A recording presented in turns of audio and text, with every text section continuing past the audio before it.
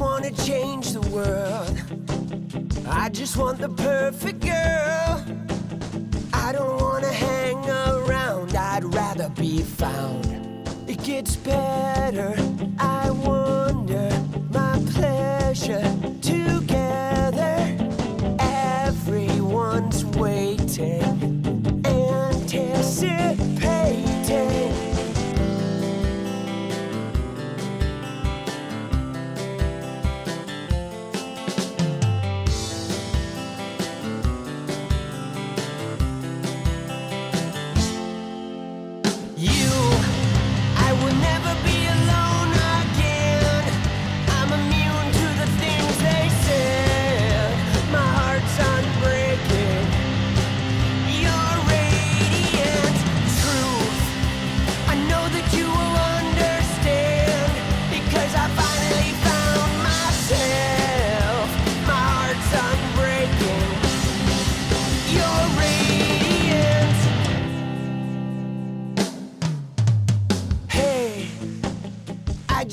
Change the world, but I'm not gonna wait my turn.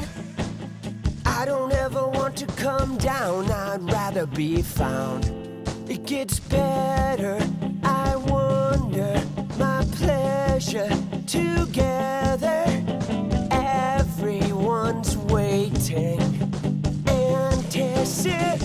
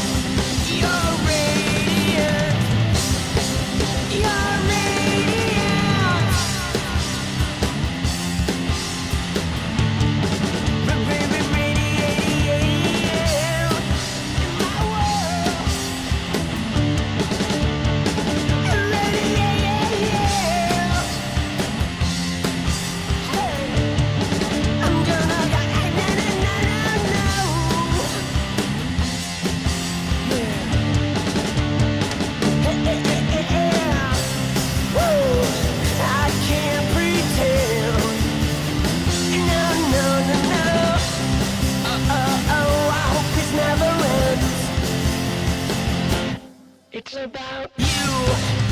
I will never be alone again. I'm immune to the things they said. My heart's unbreaking. You're radiant truth. I know that you will understand, because I finally found myself. My heart's unbreaking. You're radiant. You're radiant.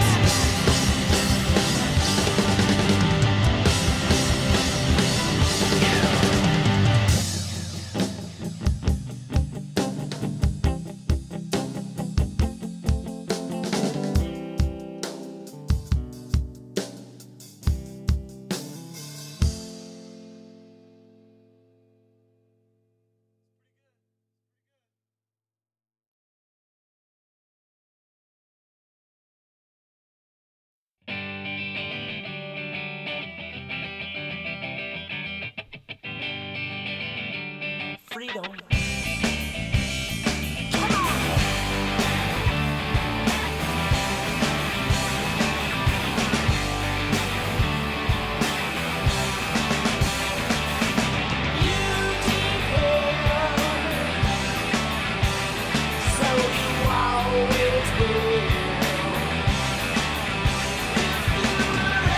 Yourself, I have to clean up the mess.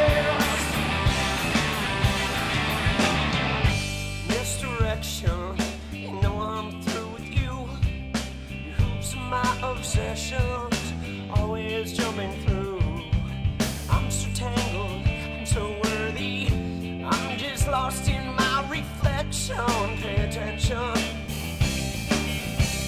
You never will.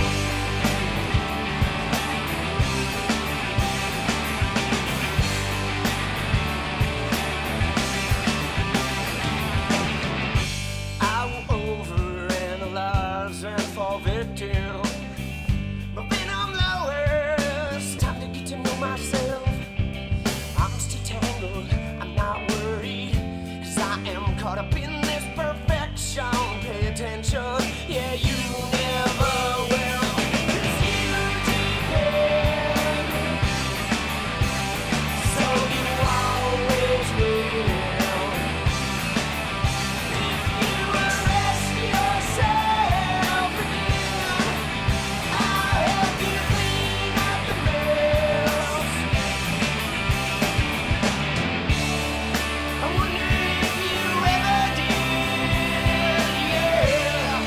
I wonder if you ever did like I did. I wonder if you ever did, yeah. I wonder if you ever did like I did.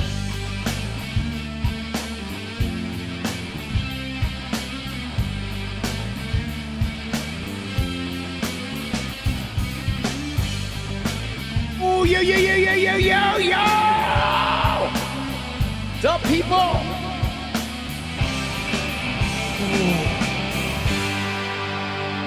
How we living? Just wanna be free. Dude, young Republicans, fucking clowns.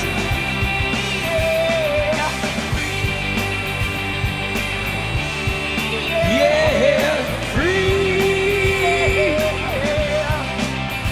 Let's go.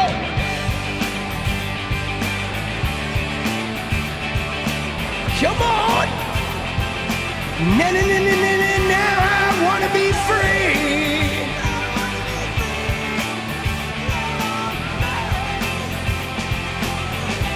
Let's go.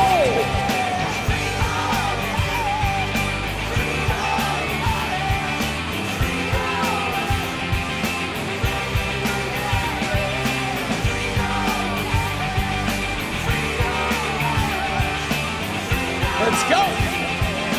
West Coast for shit. Look at that shit, bro. That's some. This can got Amazoned, bro. Oh. Yeah. Every order, I get one of those. Let's go.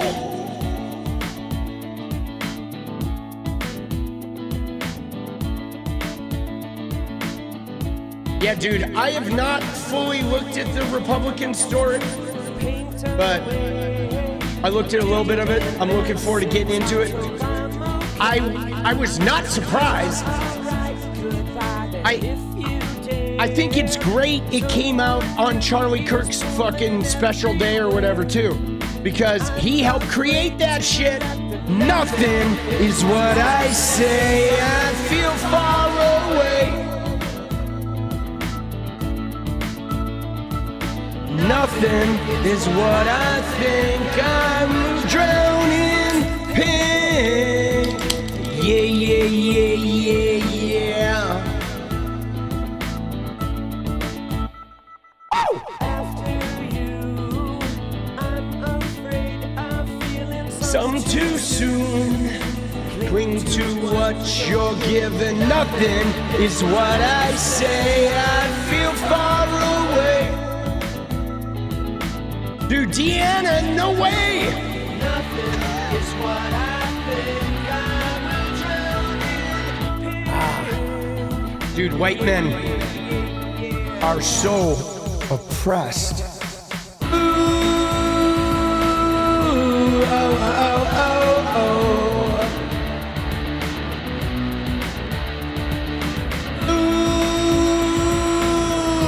oh, oh, oh, oh.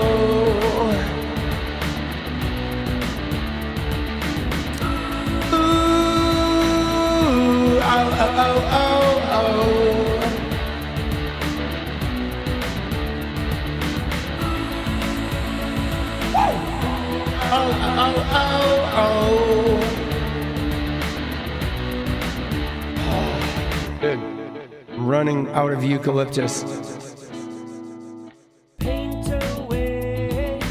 Day and night, 6 hearts, hope I'm okay.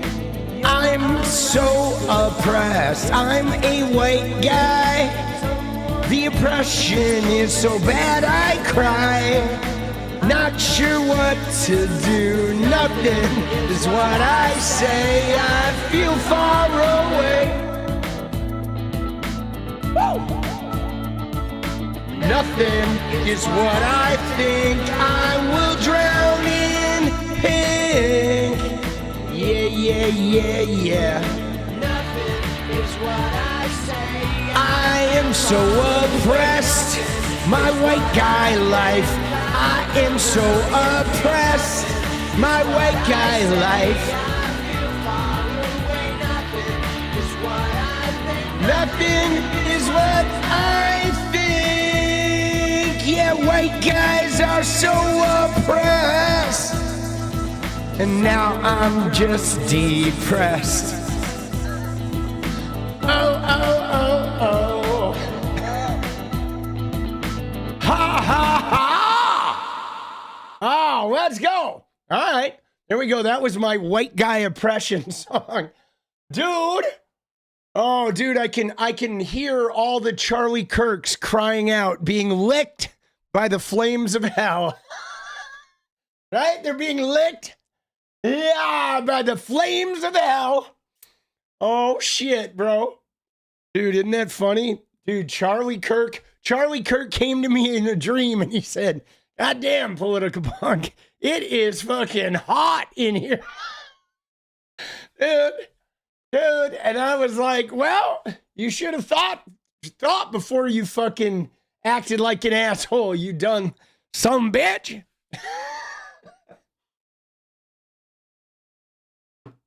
Oh, shit, I am crying.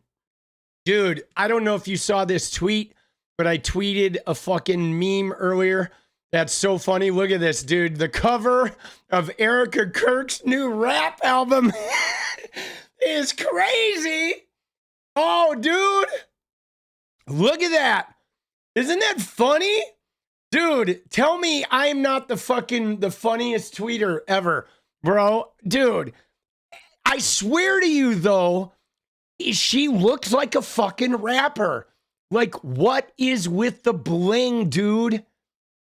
You know what I mean? What is with the bling? Like, in all honesty, you know, this woman walks around, she proclaims herself as like a child of God. Yeah, dude, I mean, if you see the, like, look at this. The money here is composited, okay? That money, she had a fucking napkin or some shit. The money was somebody added that in Photoshop, right? But the rings are actually real, dude. The fucking rings. Let me see. She filmed some content with the metal. Where is it? Yeah, look. Look at that shit. Dude, those rings are fucking real, bro. This is a woman who is supposedly a woman of Christ. Now, let me just tell you guys, okay? If you believe in the Bible, all right, you know where I stand, having been raised Christian and I'm a born again atheist, okay? Now, but you know that anybody who has studied the Bible, studied Christianity at all, knows any human being that wears like $100,000 worth of rings like that ain't fucking going to heaven. You know what I'm saying? There's no shot, bro. You cannot make it into heaven wearing rings like this while people are dying on the fucking streets. Okay? There's no fucking way, bro. This is like an instant ticket to hell right here, dude. Instant ticket to hell, bro.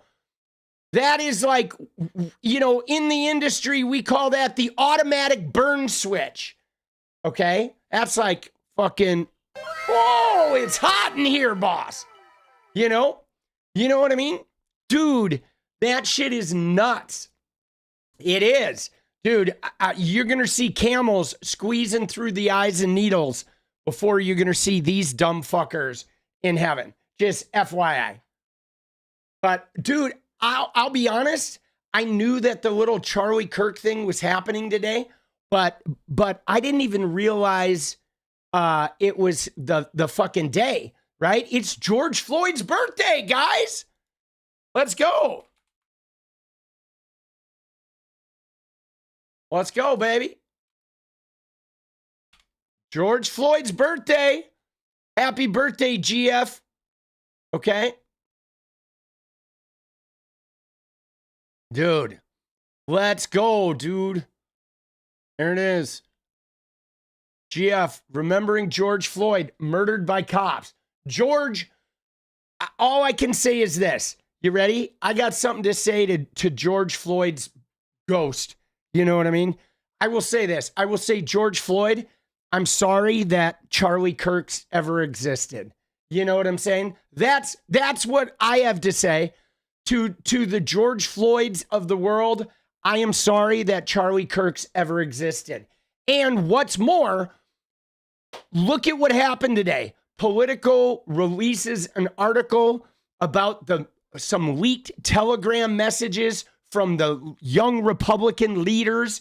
And guess what? They are as nasty as fucking you might imagine, right? And these are Charlie Kirk fans. And yes, 𝗙𝗍𝗹𝗶. Dude, fuck the police in every way, shape, and form, boss. Right? Seriously, fuck the police. Dude, I never liked the cops, bro. I'm never going to like the cops. I've always hated them. Yeah, man. Dude, so shall we get into the Politico article? Have you guys read it? I haven't read it yet, but I think we should look at it. I would like to note that already, you know what I have seen?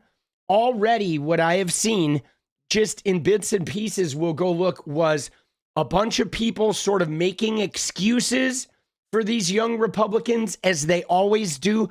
I mean, it's the same shit they do for the white school shooters, right? Or the white mass shooters. Oh, he must have been a really, loneliness epidemic. He only had friends in Discord calls, so he had to go out and shoot 40 people. Oh, poor guy. Right? He can't get enough dates. Oh, poor guy. Right? Dude, yeah. And the other thing I saw, though, with people like conservative Mike Davis, I don't know if you know who he is, but he's a real fucking douchebag on Twitter. But he was just kind of saying, well, the Democrats are so bad that, like, fuck it, we're allowed to be terrible. And that is something that we've been seeing, like, a lot lately, is the right wing likes to pretend like Democrats are Satan, they're demons, they're devils, and they're so bad that, like, we can be bad because the Democrats are like the spawn of Satan. There's a real sort of demonization thing that goes on where they elevate the Democrats to such a dehumanized level of, like, wow, they're so bad that, like, oh yeah, the Republicans can break the law and be racist, and they're, like, cool with it because at least they're not demons, right? They're not actual demons. You know what I'm saying? So you say you don't know about F the police, but like any other organization. Well, so here's the thing though, John Doe, right? Is, and I'm going to correct you for this, and I'm going to leave it at this, is you don't get to say there are good guys and there are bad guys as an excuse, okay? Because the institution of policing has a dearth of issues, okay? We've seen countless murders and abuses and rapes and child pornography. There's, like, all kinds of issues in policing. High rates of domestic violence, high rates of physical violence, child abuse. I mean, obviously the entire profession is toxic. What's more, is the good guys, supposed good guys in policing, don't do anything about the bad guys. They stay quiet because of institutional issues with policing. They themselves are worried about being harassed, worried about being fired. So the thing about it is if you're a good person in a bad profession that is toxic and harmful and you aren't speaking up, you are one of the bad guys, okay? If you are a silent guy at a table with 9 Nazis, there are 10 fucking Nazis at that table. And the fact that you never see cops speak out against other cops or protest the abuses in their own profession shows you that there are no good cops, because they will be silent while their profession is harmful and toxic and out of control. And so that's one of the problems with policing from where I stand, okay? I'm sure some good people have gone into policing, but if they let their profession be that bad and they don't actively do something about it, then they're in on it, you know? And that's, you know, that is just part of the equation, right? You don't get to, you know what I mean? Like if I go work for a super racist boss who is a douchebag and I don't speak up, I'm enabling that guy. I'm not one of the good guys sitting there watching my racist boss harm people, okay? That you know what I mean? If you're not going to be part of, I think, Kelly, great way of putting it, accountability, right? If you can't be accountable, but here's the problem, guys. The problem is policing is so toxic and so abusive and so threatening that you can't even have accountability inside, okay? Now, it would be a different thing if all the good cops decided, you know what, we're quitting. There's no accountability in policing. We're quitting. But they don't, man. They don't. And guys, you know, like destroy people's civil rights or they break laws and they just move to a different police force and they get a new job. And the cops know this happens and everybody stays quiet about it, you know? And you're right. Sid is right. The foundation is rotten. The foundation is rotten. I think, guys, I agree the foundation is rotten, but I think there's another issue with police that we don't talk about that is simply when people have that much power, they get corrupted. You know what I mean? Like a good person goes in and I'm going to be a cop and I'm going to change the neighborhood. I'm going to make the world a better place. And once they get that much power, they get corrupted, man. It's like human beings shouldn't have that much power. That's really a part of the problem is power corrupts. This is why you see so many politicians, you see so many CEOs, you see so many fucking police get corrupted. It's because the power fucks people up, man. When you have that much power, I mean, dude, this is going to sound crazy, but I used to experience this as a bartender. Okay, I shit you not. As a bartender, you are like, there's never any management. You run the bar. You control everybody's fate. If somebody gets out of control, you can 86 them and make it so they can never come in again. You control whether they can or can't have alcohol. You have so much power that, like, there were a lot of times, even as a bartender, that I would totally abuse my power because I would get corrupted by it. You know, you get into an altercation with someone and you have the power to like shut them down and like take control over them. It's really fucked up. And so with cops, it's like even crazier, you know, it is. It's just really, it's really fucking fucked up, dude. You know, and then, you know, if you have power issues to begin with, right? You're sort of fucked. What's the difference between God and a bartender? I don't know, dude. I feel like the bartender probably makes a better drink. What's the answer to that one? I'm curious about that. Oh, God doesn't think he's a bartender. Dude, that's so funny. Oh, shit. Dude, that's so funny though. One Star just nailed the thing I was talking about though, about how bartenders though, like can get power trippy, right? It's like, it's true, man. Like, I know it sounds crazy, but I used to grapple with it all the time. You know, I mean, it's one of the reasons why I probably ended up in that job, because I'm like a power junkie. That's why I love politics. That's why, you know. Oh, that's why parenting was such a fucking crazy adventure. You know, it's just a legal drug dealer. It is. It is. It's being a legal drug dealer, but there's another thing that happens though, right? There's another thing that happens with bartending. Sorry, I'm having a fucking nose hair hit thing. So you are a legal drug dealer, but the other thing about bartending that is weird is you're like the party master, you know, which means like over the course of the night, hundreds of people come through your bar, many of whom are regulars and they're there all the time. And like your energy and your like liveliness sets the tone for the party. And then everybody there is like expecting you to provide the fun in sort of a way. So what happens is if somebody comes in to have a good time, they have some drinks, and then they're having a bad time, they kind of hold the bartender responsible. And so you're constantly dealing with people trying to sort of hold you responsible for them having a good time. And it gets really weird. You know, and then of course, there's like a sex thing that goes on with girls who want to fucking have the bartender. You know, I mean, dude, being a streamer is not that much different. Yes, because I can erase you in the chat, right? Being a streamer, like here I am, still, oh, you're out of line? Get gone! Get gone! Right? Banned, hidden. Right? Exactly.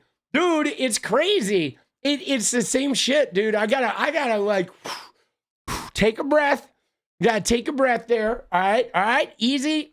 Dude, band leader too. I know it is. It's my thing, dude. I'm power hungry. Bro, I am.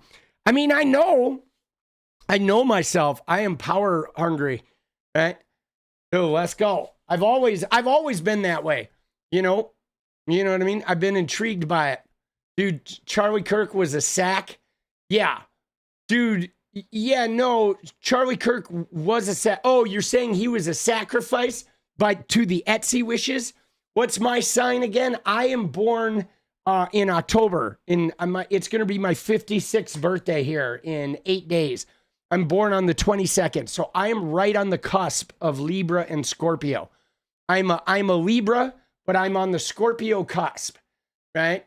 And then I have some shit in like, I think I'm like a Virgo rising or something. And then I have like a moon in Pisces. So I'm like deep and dark, watery. Right? Oh, shit. You're a Scorpio? Let's go. Dude, you ready for something crazy? Check this out. So I have had 1, 2, 3, 4. I have had 5 long-term relationships. Okay, 5 that have been like 2 years or more, right? Okay. So, and Jenny and I have been the longest, 12 and a half years. But so in my life, I have almost exclusively dated Scorpio women, okay? And in particular, Scorpio women named Jennifer. Isn't that crazy? Like Jenny, she's a Scorpio, but she is my 5th Scorpio Jennifer that I have dated, right? Or no, she's my 4th. My 4th Scorpio Jennifer that I have dated. Isn't that wild? Dude. And isn't that crazy? It's pretty wild. I just, for some reason, I start dating. No, I'm being serious. My first long-term girlfriend was a Jennifer who was a Scorpio. And then several years later, right, probably 5 years later, I dated a girl from San Francisco who came and moved in with me, and she was a Scorpio. She was a Gen. And then I moved to Portland, and I lived with a Scorpio Gen for almost 3 years. And now I'm with another Scorpio Gen, and we've been together for 12 and a half. Isn't that wild? Yeah, it's fucking crazy. And I've dated even more Scorpios in between, but there have been 4 Scorpio Jennifers, right? And then I've had like probably half of my other girlfriends have been Scorpios. I've always had a, like, I don't know what it is. I've always had a Scorpio, right? I dated like a Capricorn and a Leo once, and everybody else, like almost all the rest have been Scorpios. It's crazy. Like 2/3 of them. I mean, I don't even know why. It's not like I picked it that way. It just turned out that way. Right? Something in the water. But so, dude, yeah, this shit is crazy. Okay? Dude, and Charlie Kirk gets the Presidential Medal of Freedom. Like, this is so, like, bullshit. Why does Charlie Kirk get a Presidential Medal of Freedom? I mean, what is he free from? Dude, he got liberated from life, right? He got liberated from planet Earth. Why is this fool getting a Presidential Medal of Freedom? I mean, come on, man. But look at this shit. Okay, you ready? So, for the first time in American history, look at this shit. Dude, it's NGO. I don't know why what is up with her rings, dude?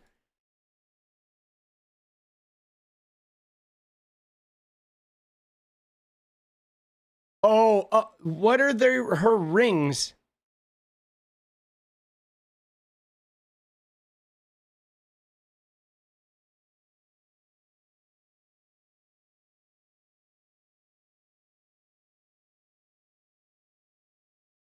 Dude, MG, are they her fucking kids? Dude, we're on Times Now World.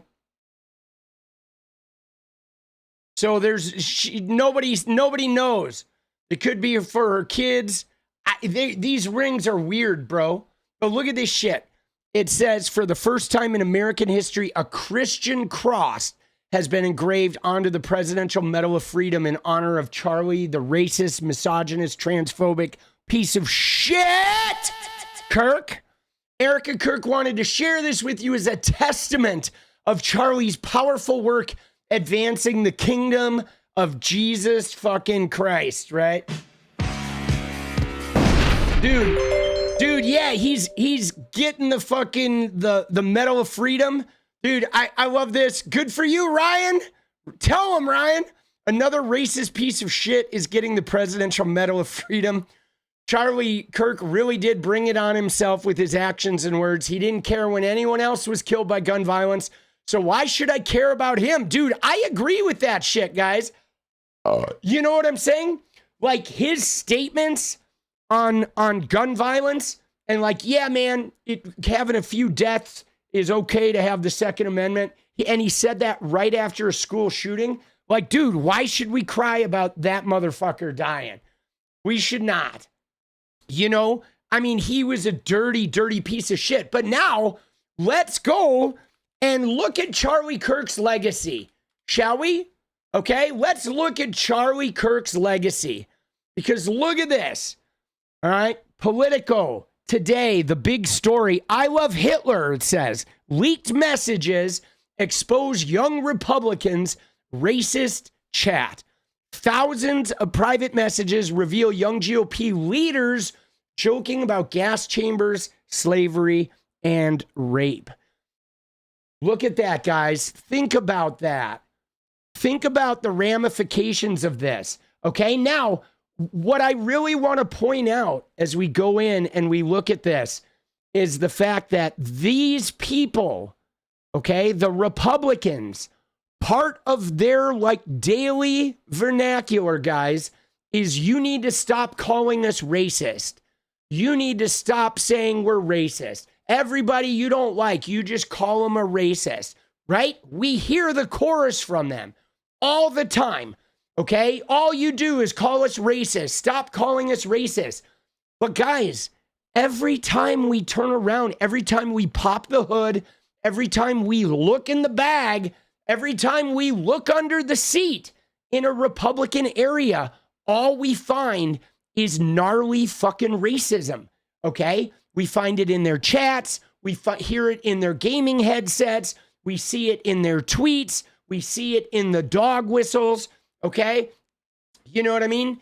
And so Iron Fist, to answer the question when you're saying, how did Charlie Kirk get into like political stuff? His father was a very wealthy Republican donor. And then Charlie Kirk met another Republican donor, a guy named Bill Montgomery. And Bill Montgomery took Charlie under his wing, and with money from, Charlie's dad and other Republican donors, they started a Republican like youth outreach program. Now, what's crazy about this, guys, is remember the other day, okay? Remember the other day where we looked at that Leadership Institute thing? You can't see it up here, but I have a bunch of tabs open because eventually I'm going to go look at it. But it was that Cooper Brown kid, and it led us to that Leadership Institute thing. I did not realize this, guys, but the Leadership Institute, there are a bunch of right-wing, heavily funded, Christian-funded organizations that are installing people all over the country on school boards, in county commissioner seats. There is like an active Christian takeover right now that's going on behind the scenes in America that is super, super bad. And so Charlie Kirk was like a front man for like trying to mainstream that shit. Okay. There is a serious Christian takeover. And whether it's fortunate or unfortunate, this sort of racism, enslavement, and rape is part of the Christian culture. Christian culture is rape culture, okay? The women are property. Christian culture is slavery and racism. It's literally in their book, okay? Christian culture is deeply misogynistic. It's freaky, guys. The thing with me where it sort of hits me is watching what's going on with the dude. I'd never really thought about that, Bovine, but you're right. According to the Bible, Jesus was made without consent, right? Mary didn't consent to being pregnant. She was simply impregnated against her will. Like, wow, dude, I hadn't even thought about that. You know what I'm saying? But at its core, it is about no consent, which is why every time there's Christian leadership, they impose their viewpoints. They impose their power structure. They impose their morality, if you want to call it that. Because over the course of my life, guys, the most immoral people I have ever known in my life have all been Christians. I'm telling you right now, every atheist I have ever known has had a better sense of morality and a better value system than any of the fucking Christian people I've known. The worst, least moral people I have ever known have always been Christians. They're fucking terrible, bro. They are. I think part of it is because they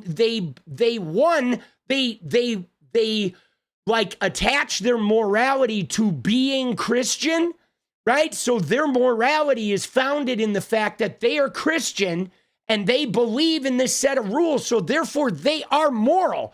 But then there's a little fine print that allows them to get out of all their bad activities, right? They take on this belief that, yes, I am a sinner, so I just beg for forgiveness all the time. And then all that negativity is like totally okay, right? Because I'm really moral. Here's my code, but I'm also a sinner. So I fall short all the time. So I have to pray and get redemption all the time, right? And so their moral code is about like get out of jail free, okay? And added to a sense of entitlement because they are, you know, like have this, you know, attachment to your creator. It's profoundly messed up. And no, you're not muted. I mean, you can see yourself on the screen, right? So, like, you know, I mean, you can't, there's no way you can be muted. You're on the screen, right? Chat, oh, you on dance party? All right. Yeah. I just don't see every fucking tweet there, boss, or every message. Oops. Wrong one. All right. There we go. Let's go. Hold on. We're going to go here. Let's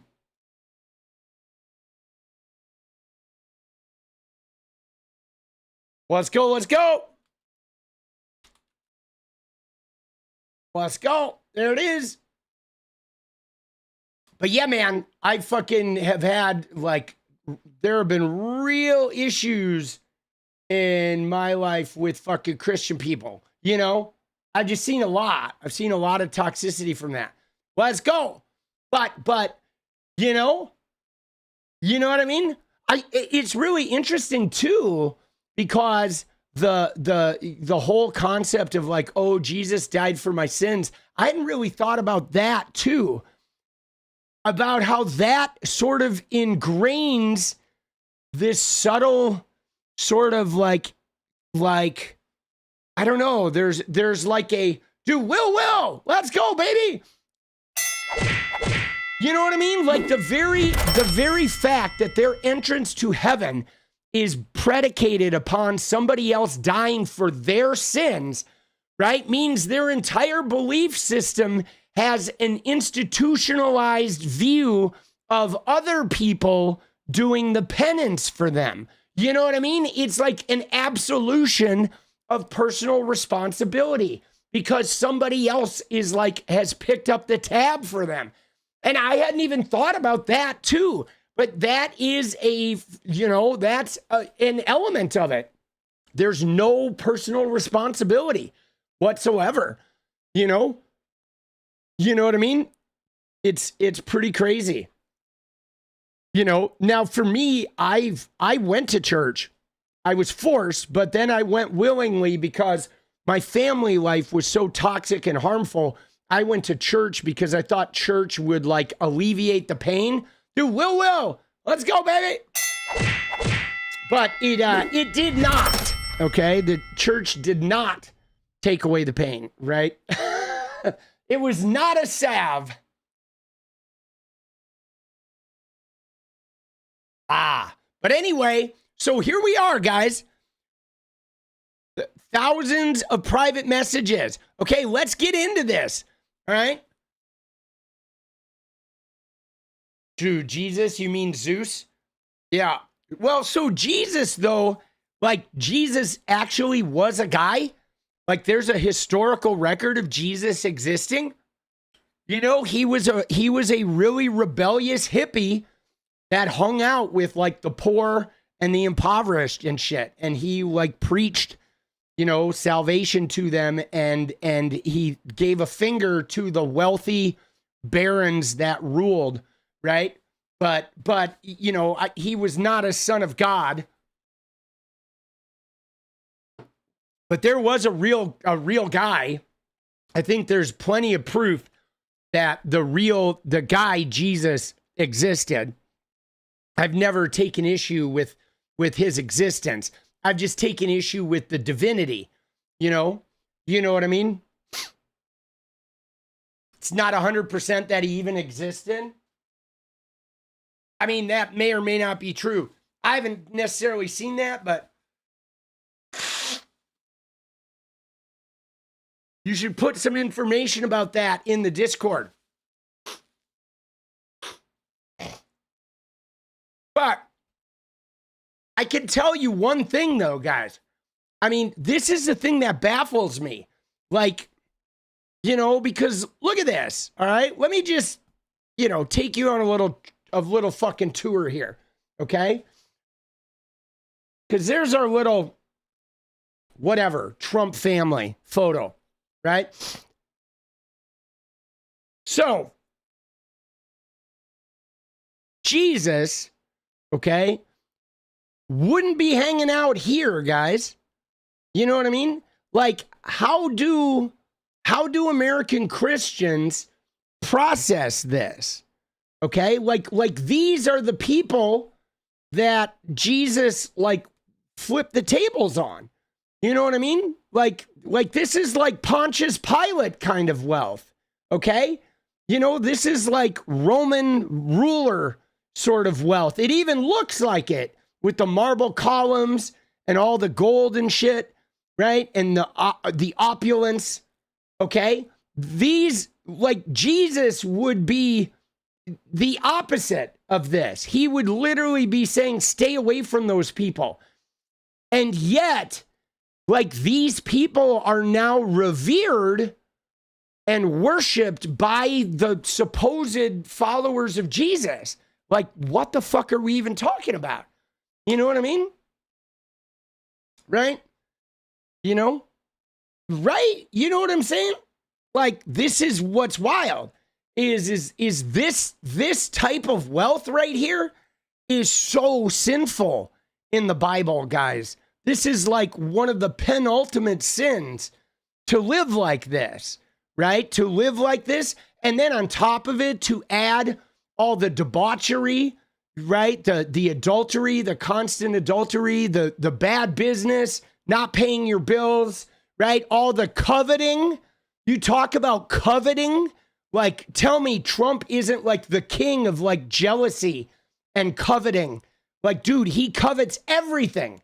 Okay? He covets Obama's Nobel Prize. Okay? He is in a constant state of coveting. Okay? And yet, the American Christians have somehow convinced themselves that he is like their protector. I mean, when you think about it, guys, it's devious. It is devious. This is some devious fucking shit that these American Christians are engaged in. It is like, you know, it is devious, bro. Like, if there was an Antichrist, you know, Trumpy's it. I mean, I don't believe in this shit, but by all means, if there was an Antichrist, Trump is it. I mean, let's look at the signs of the Antichrist, okay? Okay, so it says here, the behavior and political signs of the Antichrist. 1, he exalts himself. He claims to be greater than God and demands worship. Okay, now Trump doesn't come outright and say, I'm greater than God, but he definitely exalts himself. Okay, he definitely demands worship. He opposes Christ, denies the true identity of Jesus, or promotes a counterfeit version. I mean, he definitely like has warped religion. Okay, he operates in lawlessness, rejects God's standards, and promotes rebellion. He viciously persecutes Jews and Christians. All right, so Trump's not doing that. He's not persecuting the Jews and the Christians, but I don't know. In a way, though, he kind of is. I mean, he's not like persecuting them for being Christian, but he certainly ruins their lives. He closes their farms. He causes them to go bankrupt with medical debt. He, right? Seeks political and military power, builds a powerful military and political influence, right? He forms a one world government economy. I mean, he's not formed a one world government or economy, but he's definitely doing some shit with the Middle East. You know what I mean? And he uses supernatural deception and lying wonders to gain followers. I mean, come on, man. Dude, right? You know, and arrogant and charismatic, overcharged sense of confidence, a master of intrigue. He's skilled at creating deceptive plots, covets possessions and precious things. and wages a war on faith. Now, he does wage a war on faith, but he wages a war on, like, non-Christians, you know?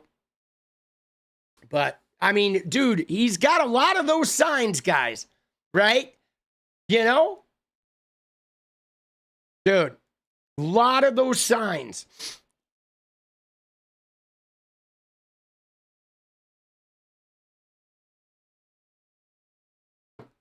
It's not wrong to make lots of money.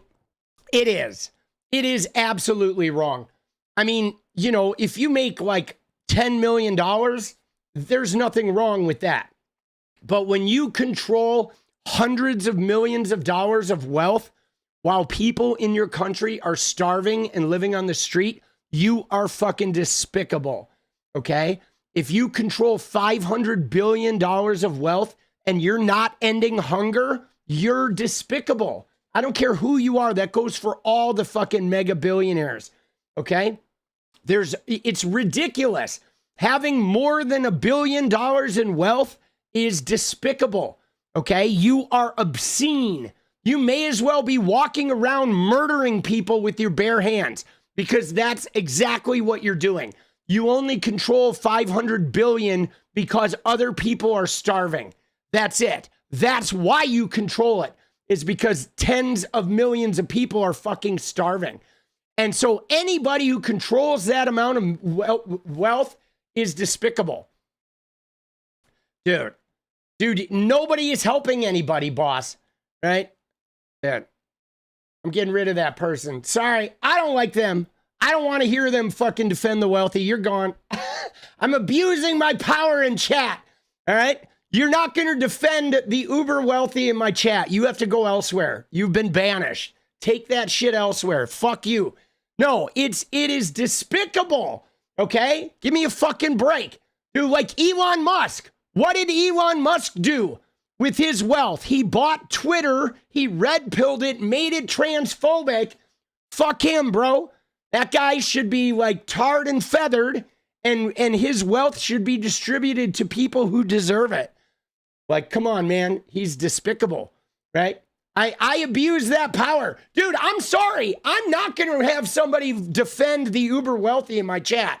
Instant ban, all right? Instant ban. No capitalist bootlicking here, boss. Dude, ketamine is actually a useful fucking drug, dude. I feel bad that Elon has ruined ketamine, because ketamine is like an amazing drug to be used to depression, for helping depression and shit. And Elon has kind of ruined it because he's not using that shit correctly, right? How do you become a billionaire? Yeah, that's just it, Natalie. Natalie brought up a great point right there, okay? That how you become a billionaire, you can't become a billionaire without somebody in the supply chain being exploited, okay? That even goes for billionaires I like Taylor Swift, okay? Taylor Swift, she takes very good care of her people. She's definitely works hard. She's earned her $1 billion, but every stadium she goes and works at, her 50,000 fans have a great time because of people that are low paid and that work their asses off. And the concert people and the sports people are getting wealthy on the backs of those minimum wage or, you know, close to minimum wage workers serving all their fans and cleaning up after them and making that show work, okay? And they are exploited, okay? It is a fucking stadium, you know, I mean, all of it is exploitative, you know? And I love Taylor Swift, you know, but I also went there and saw, like, as much as I love her, I went to her show, and what did I see? I saw that her colored light show was done by Capital One, okay? And Capital One had these bracelets that lit up that were provided by Capital One, and they paid her $8 million to sponsor her tour. So Taylor Swift got $8 million from Capital One, and then she was selling the name Capital One to all these young girls who now are probably going to go out and get Capital One credit cards that have really predatory interest rates, right? And so, dude, I was really disappointed. I was like, why didn't you just pay for your own wristbands? You had $1 billion, you're a billionaire. Pay for your own wristbands or choose a company that doesn't have predatory interest rates. You know, like choose a company that's like not shitty, you know? You know what I mean?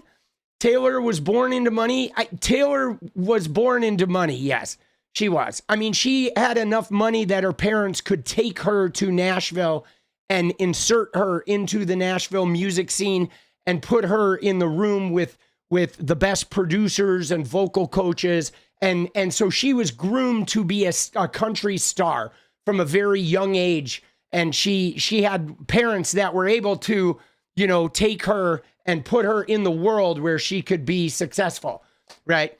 But again, I like Taylor, okay? I do. I love Taylor Swift. I enjoyed her show, but she's still a billionaire. She's very much a capitalist.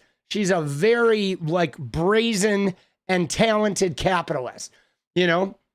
But the vibe at her show was amazing. It really was, dude. The young women there, like, a lot of young women believe in themselves because of Taylor Swift.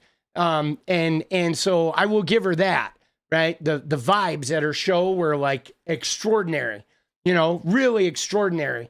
But anyway, to get back to my point, so I'd like to address one more thing before we go in here, because I know I blocked that person who was like, oh, making a lot of money is not a sin if they help people. But guys, we live in a lie, okay? We live in a capitalist lie. And let me tell you how it works, okay? So people get wealthy. They get like wealthy, like more money than fucking, you know, they should ever have kind of wealthy, okay? Then what they do is they pick and choose a couple of charities that they believe in, and they donate money to those charities, and they get a tax write-off.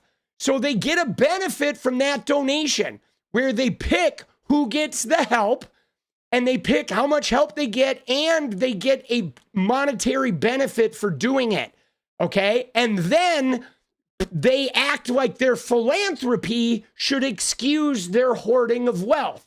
Oh, but I do all this good with the money, so therefore I'm one of the good ones because look at all my charitable shit. But the philanthropy is just used to excuse the dirty wealth, okay? Why do we allow dirty wealth? Because they're so philanthropic. They do so much good for the world. But the reality is they don't, okay? They don't. In fact, they're part of a system that holds people down. And then you see this at a smaller level, guys. You see it at a smaller level with influencers, okay? Like, for example, check out, like, I used to talk about this in the gaming world. Like, Aiden Ross is a great example, okay? Because Aiden Ross is so toxic, okay? The guy watches porn with kids. He's, you know, all kinds of slurs and shitty MAGA, racist, and anti-LGBTQ beliefs. And then the minute the heat is on, he goes and gives like $50,000 to a bodyguard. Or he gives a $10,000 gift of a computer to some kid, and then they film it, and then they put it on the internet, and then everyone's like, wow, look at Aiden. Look at how great he is. He's like not keeping all the money for himself. He just bought this kid a fucking brand new computer system, okay? And they do that, okay? They do that. All the wealthy people do that. They make a show of their philanthropy and their donations, and they do it to excuse the obscenity of how they are with actual money and how they just soak fucking money out of the system. You know what I'm saying? When in reality, right, we should be taxing the shit out of them, and there should be like a maximum amount of money that anybody's allowed to control, and the rest should go in a general fund that just takes care of all of us. You know, there's no reason that anybody is living in poverty in this world. It's ridiculous. You know, but anyway, let's get into these messages, dude. Oh, shit. Oh, here we go, dude. Dude, what are these messages? I love Hitler. Let's look at some of these messages. Everyone that votes no is going to the gas chamber. Yikes. When do we bring that side out? Also, we are officially under consideration for a Trump endorsement. I'm ready to watch people burn now. Great. I love Hitler. You're giving nationals too much credit and expecting the Jew to be honest. These are so terrible, bro. If we ever had a leak of this chat, we would be cooked. For real, for real. Yeah. You sure would, fuck nuts. When do we start bullying, dude? It was Grape. He also hates the Jays. Boom, they're dead. They love the watermelon people. Like, what the fuck, dude? This girl is fully R-slurred. Stay in the closet, F-slur. I mean, dude, none of this shit surprises me. You know what I'm saying? And what's crazy though, guys, is this is leadership. Okay? This is leadership of the young Republicans. These aren't just gamer kids.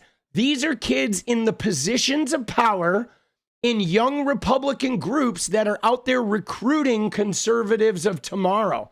So, gee, I wonder who they're recruiting, guys. I wonder, right? And why are the Charlie Kirk people hanging out with these guys? If Charlie Kirk wasn't a racist, wasn't a misogynist, and wasn't a transphobic person, how come all of his chode followers are, right? All right, here we go. Leaders of young Republican groups throughout the country worried what would happen if their Telegram chat ever got leaked, but they kept typing anyway. Gee, can you imagine if they found this? We'd be so cooked. Let me tell you some more about Hitler. They referred to black people as monkeys and the watermelon people and mused about putting their political opponents in gas chambers. They talked about graping their enemies, driving them to suicide, and lauded Republicans who they believed support slavery, right? William Hendricks, the Kansas City Young Republicans vice chair, used the N-words, okay, variations of a racial slur more than a dozen times in the chat. Now, dude, isn't it crazy? Remember Shiloh Hendricks, the N-word woman at the park? This guy's William Hendricks. You think they're related?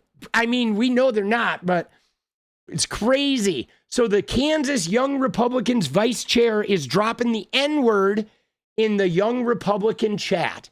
Okay, Bobby Walker, the vice chair of New York State Young Republicans, at times referred to rape as epic. Peter Giunta, who at the time was chair of the same organization, wrote in a message sent in June that everyone that votes no is going to the gas chamber.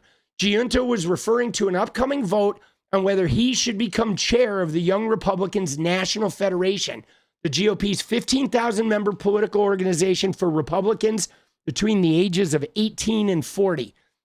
I'm going to create some of the greatest physiological torture methods known to man. We only want true believers, he continued. 2 members of the chat responded.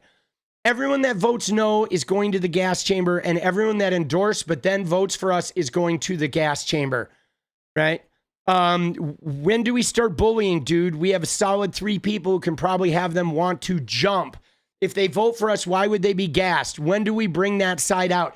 Dude, these guys are like, they're gnarly, right? You know what I'm saying? Like, to me, like, for me, somebody occasionally, like, letting their program get out of whack and something slips out of somebody, you know, like every once in a while, I'll talk about something and Jenny or my kid would be like, whoa, dude, those are some fucking kind of old school beliefs. You should sort of check your train of thought there.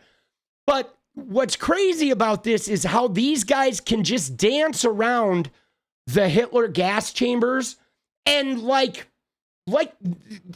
repeatedly. You know what I mean? It's not like a slip. It's like second nature for them. You know, it is like this is such a part of how they think that it's not just like a bunch of young guys being scamps. It's like using the gnarliest, dirtiest metaphors it's just part of their like incel groiper sort of nature. You know what I mean? I mean, they do it with ease. Dude, they really do it with ease. I'm going to create some of the greatest physiological torture methods known to man. We only want true believers. How can we fix the showers? Gas chambers don't fit the Hitler aesthetic. I'm ready to watch people burn now. We got to pretend that we like them. Hey, come on in. Take a shower and relax. Boom, they're dead. And these are from Peter Giunta, Bobby Walker, and KK, Joe Malagnano, and Rachel Hope, and Alex Dwyer. Like, wow, dude. That shit is crazy. Can we fix the showers? Gas chambers don't fit the Hitler aesthetic, right? Joe Maligno, who previously identified himself as the general counsel for the New York State Young Republicans, wrote back. And he was, look at this part though. Dude, we got to pretend that we like them. Hey, come on in, take a shower and relax. And they're like, dude, you know what I'm saying? They get off on this. Dude, did Harry Sisson like out them? I know people have been collecting info. So we'll go and look at everybody. Did he pull all of them? Oh yeah, nice. All right. Yeah, nice. There's one of them, right? But anyway, we'll fucking... Dude, a lot of people are talking about these guys. All right. So, Annie Katie, let's see who some of these people are. Let's look at some of them. A lot of these people had already privated their Twitters. Okay.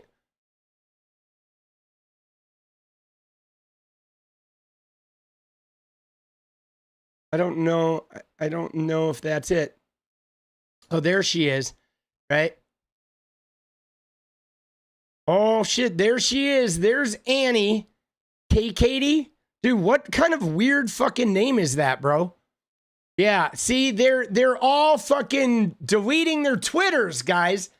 Right? This is what has happened. Like, here's her Twitter, dude. Oh, shit. Annie just disappeared. They privated or they went dark. Okay? They went fucking dark. Of course they did. But here again, guys, you know, they can't take any fucking, right? They can't take any responsibility.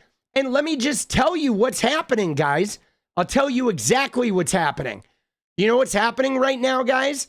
Is right now the most moneyed, expensive publicist in America. Okay? The ones that get all the stars and political people out of the biggest jams. They're being hired right now, and these people are being told what to say. They're like privating their accounts.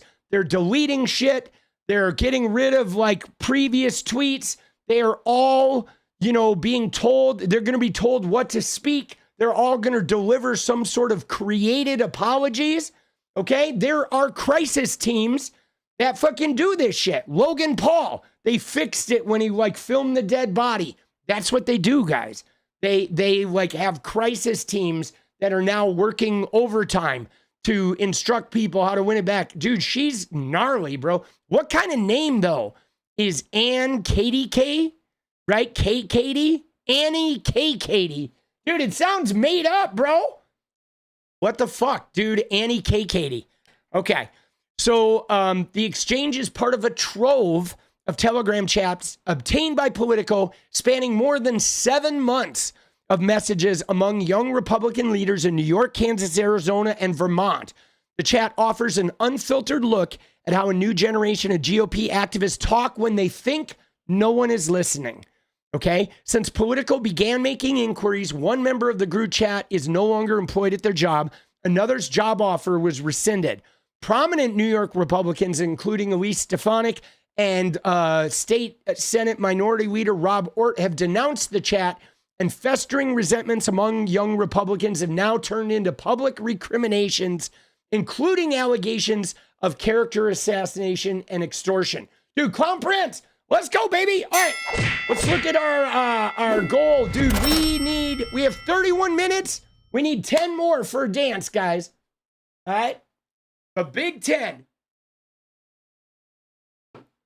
Oh, shit. Dude, this is crazy. All right. Dude, Annie played for the '85 Bears. Dude, hey man, I'm down with women playing football. Dude, she looks like she's got it in her. All right. 2,900 pages of chats shared among a dozen millennial and Gen Z Republicans between early January and mid-August chronicled their campaign to seize control of the National Young Republican Organization on a hardline pro-Donald Trump platform. And this is really important, guys. Okay? This is still really important. Right here, this detail.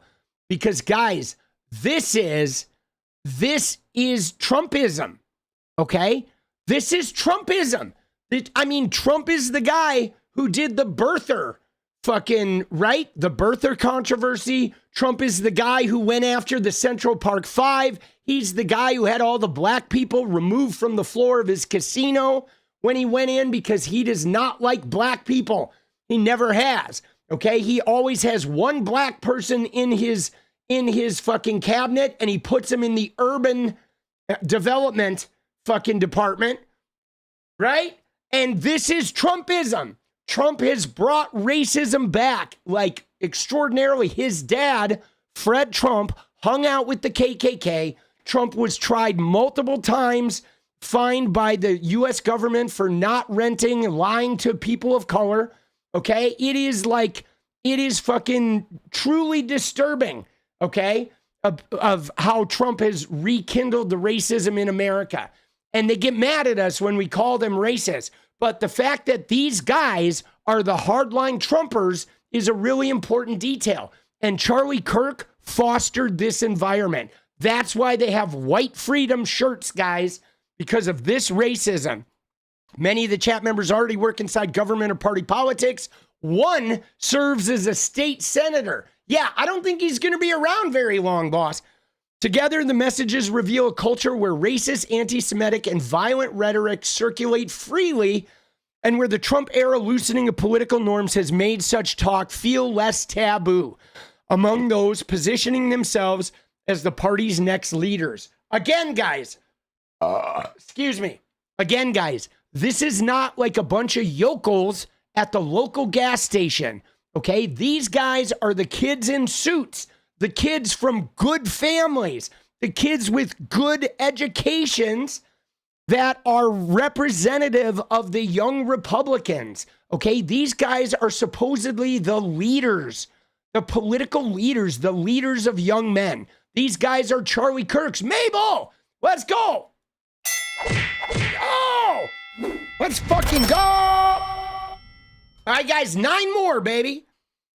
The more the political atmosphere is open and liberating, like it has been with the emergence of Trump and a more right-wing GOP even before him, it opens up young people and older people to telling racist jokes, making racist commentaries in private and public, says Joe Fegan, a Texas A&M sociology professor who studied racism for 60 years. Now this is a classic, guys, and this is like the tone of leadership, okay? What happens is when you have the leadership and the outspoken people, whether it's the influencers or the stars or the rock and roll people or the president, when you have those people behaving in racist ways, using dog whistles or using violent rhetoric, it gives people permission. You know what I mean? It does. It enables people because then people are given permission to then, like, you know, bring those darker sides of themselves out and into the open because they're seeing the respected sort of cultural leaders do it, okay? And yes, he did. He made it openly okay. And it started, guys, it started with that, like, grabbing him by the pussy, okay? Right? And then he said, oh, that's just locker room talk, which not only then was he saying it was okay, but he was saying that, like, all guys engage in this in the locker room and they should be able to engage in it. And it's just this harmless thing going on. But, like, dude, talking about, like, women not having consent is never okay. That's fucking rape, bro. V. Sneed, let's go, baby. You know, when he says he grabs him by the pussy, he says he rapes women. And talking about raping women ain't locker room talk, okay? If it's locker room talk for you, you're in the rapist locker room. You went to the gym and it said men, women, and rapists, and you chose door number 3, Okay? If they're talking about that in there, dude, that's exactly what happened. Okay? And there's no ifs, ands, or buts about it. But again, guys, you know my talk about fascism and rape culture, how rape and fascism are one and the same, man. They are about power and about no consent and about taking control, right? I know what's good for you. I'm going to take control of you. I'm going to impress my fucking system on you, right? I'm going to take control of you for my own, like, you know, power needs, right? It's like one and the same, dude. When I look at Donald Trump and him trying to send the National Guard to cities who say, no, we don't need it. No, please, like, stop, leave us alone. And they say no, and he keeps going. It's rape, guys.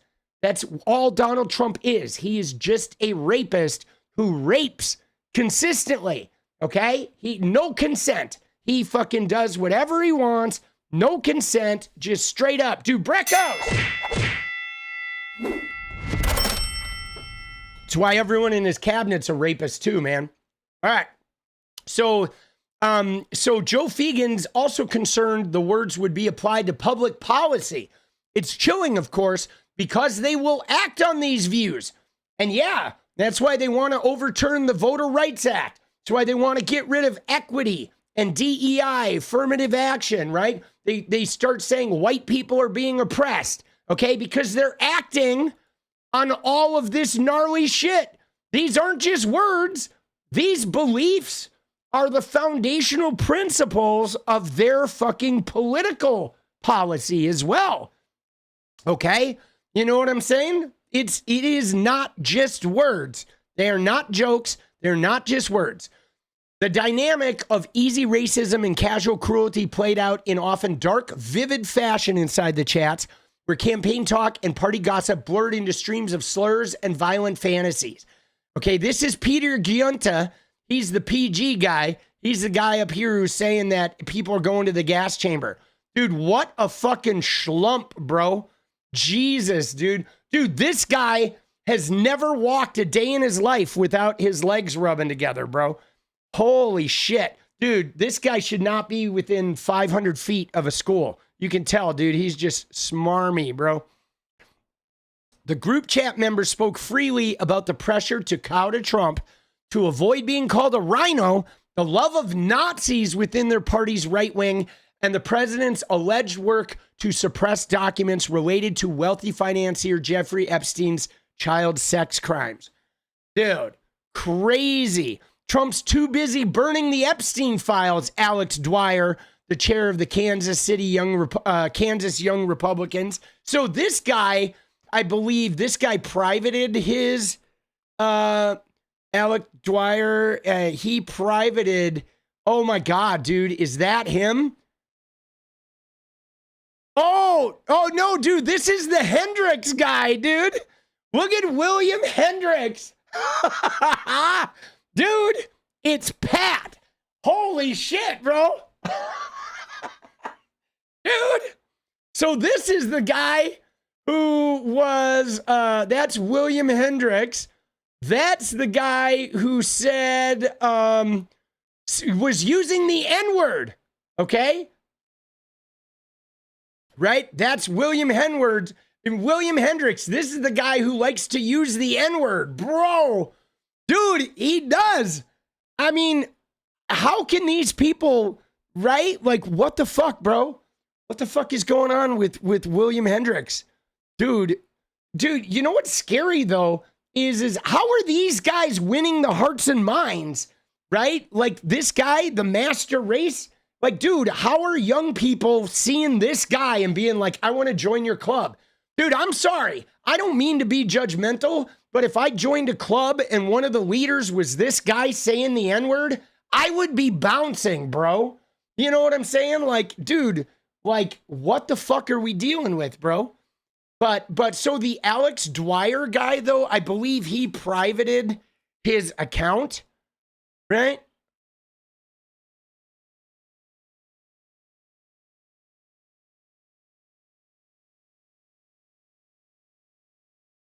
Oh no, the Kansas Young Republicans privated their shit. Oh, the whole org privated it. But Alex Dwyer, yeah, dude. Oh, he went dark too. So he had privated it, but now he went dark. But there's Alex Dwyer. Look at that. Fucking A, dude. All right, guys. Dude, we need 7 more, guys. We got 21 minutes. 7 more for dance party. Let's get it going. Dude, these guys are wild, bro. Fucking degenerates.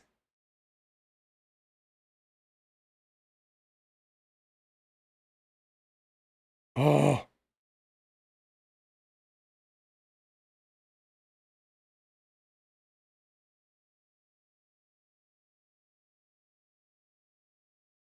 All right. Shit is crazy, dude.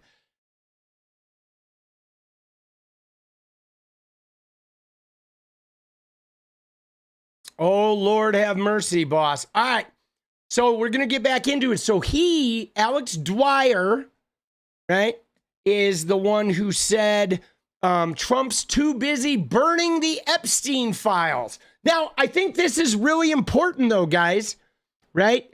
This is what's really important because I think, again, it's important to show how even these guys that are using Trump for political power, they're not in the dark with what's going on, okay? They know, right? Like, they know that Trump is all over the Epstein files. They know that Trump is trying to hide it.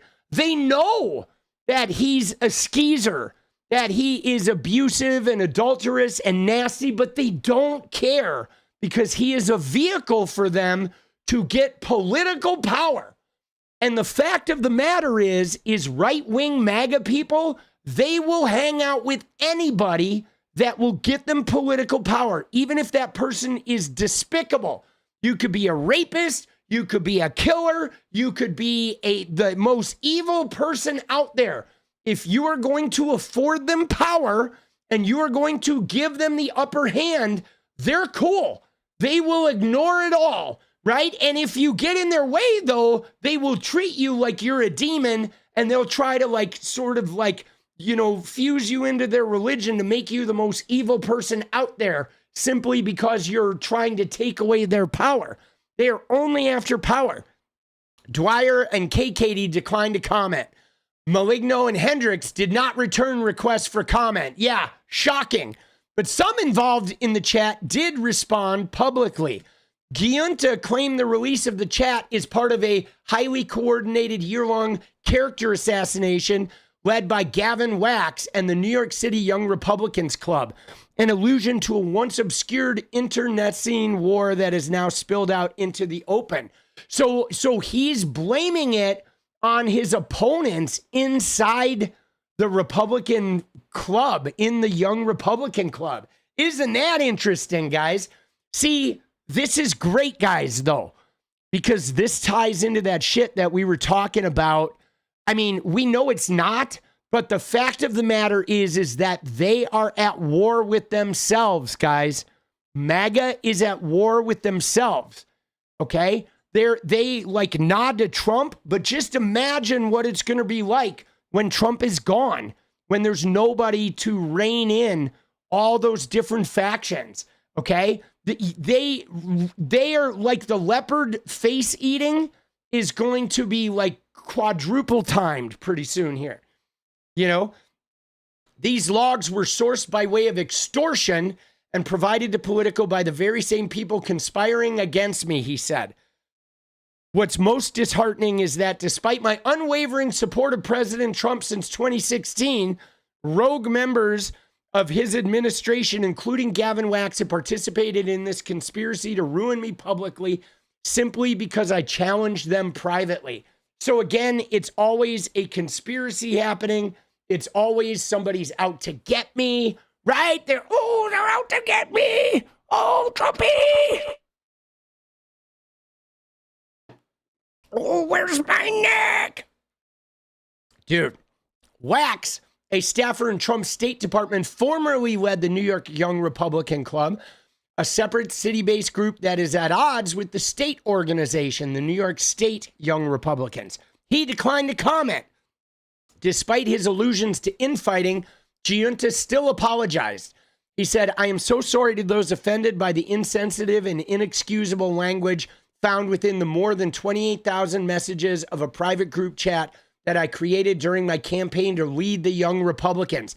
Look at this, though, right? Because look at the language here, guys. This is the language they use. Notice what he says is he didn't say he's sorry for saying it, okay? He says he's sorry to those who were offended by the language, right? He's sorry to those who are offended, but he's not sorry for what he said. He absolutely stands by what he said. He has no problem saying it, but if you got offended by it, he's sorry that you got offended, right? Dude, while I take complete responsibility, I've had no way of verifying their accuracy and am deeply concerned that the message logs in question may have been deceptively doctored. Of course he is. Well, all I can say, guys, is all of these fucking disappearing Twitter profiles, right? You know what I mean? Like the fact that everybody involved like nuked their Twitters. We know the messages are accurate, okay? Everybody has nuked their Twitter. Yes. That's his take, guys. I'm sorry to those who are offended, right? I'm sorry. That's a very, like, Michael Scott fucking, you know, it's a very Michael Scott thing, dude. All right. At least one person in the Telegram chat works in the Trump admin, Michael Bartels, who, according to his LinkedIn account, serves as a senior advisor in the Office of General Counsel within the U.S. Small Business Administration. Bartels did not have much to say in the chat, but he didn't offer any pushback against the offensive rhetoric in it either. He declined to comment. See, I think this is really an important detail here too, guys. And this sort of harkens back to the talk we had in the beginning when we were talking about cops and ACAB versus good cops or bad cops. But like, and guys, if you're a young person out there, you're in the headset with your friends or whatever, you're on Discord, you're in Discord chats. I think this is really important because not offering pushback is part of why this shit, it like spreads and becomes okay, right? And I know you're young people, you need friends, you want friends, you're worried about fitting in, but like this stuff takes root in those young middle school years when young boys, young men are like awkward and there's like puberty coming in and they're fucking, you know, fucked up by it and they're trying to find a friend group, and then there's behavior in the friend group that they don't, you know, agree with, but they don't say anything and they just sort of let it slide because they don't want to like upset their friend group or whatever. And I mean, dude, everybody goes through that, you know, my kid knew some kids like this in middle school. He went to a brand new middle school. And for a while, like he was with a group of kids that were like, wow, you know what I'm saying? I mean, everybody, I feel like in growing up in middle school, especially if you live in a red sort of part of town, you're going to encounter this shit. And it's in the blue parts a little bit too. But the thing is the influencers feed this, okay? Like they feed this stuff to kids. Gamers, okay? Like fucking gamer adjacent influencers, people like Andrew Tate, people like Charlie Kirk, they feed this as though it's cool, right? It's part of a rite of passage to like fucking talk down on selected groups, whether, right? But it's not okay, man. You just left a Discord group of 17 years over this. Good for you, 𝗙𝗪𝗪. But the point is, somebody said earlier, all right, guys, we're going to check in. All right, 11 minutes, 6 more. Let's get that dance party. Where the thing is silence. Somebody said it in chat. They said silence is consent. And that's something we got to remember. is you gotta learn to speak up, man.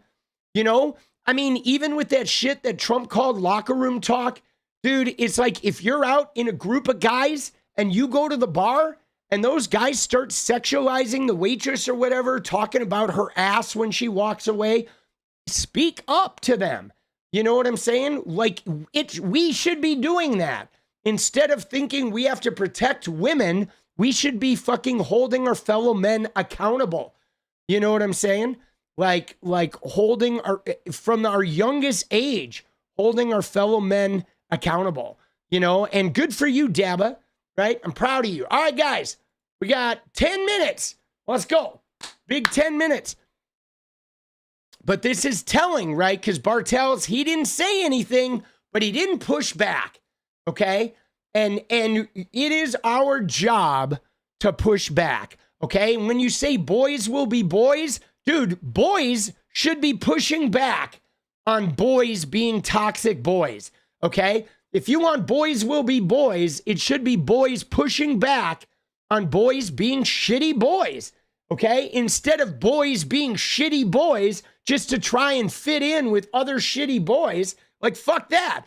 I want to change boys will be boys to boys standing up to shitty boys and demanding that we all be better boys, right? There's no reason we can't be decent fucking human beings, right? You should be able to have a penis and be a fucking decent human being and show some fucking compassion, you know?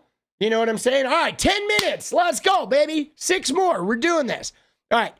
A notarized affidavit signed by Bartels and obtained by Political also shed lights on the intra-party rivalry that led the Destroyer War Room Telegram chat to be made public. Bartels references Wax as well. He wrote that he did not give Political the chat and that Wax demanded in a phone call that he provide the full chat log. Okay? Dude, Iron Fist, let's go, baby! Thank you, boss! Appreciate you. Let's go. Let's go, guys. We're doing this. All right. When I attempted to resist that demand, after providing some of the requested information, Wax threatened my professional standing, raised the possibility of potential legal action related to an alleged breach of a non-disclosure agreement, Bartels claimed in the affidavit. My position within the New York Young Republican Club was directly threatened. Walker, who now leads the New York State Young Republicans, touched on a similar theme, saying that he believes portions of the chat may have been altered, taken out of context, or otherwise manipulated. Dude, there is no context for the shit that these guys were saying. This idea that, like, I get this with Charlie Kirk fans too. They're like, you took him out of context. And it's like, bro, no, I didn't take a statement and just chop a word off at the end.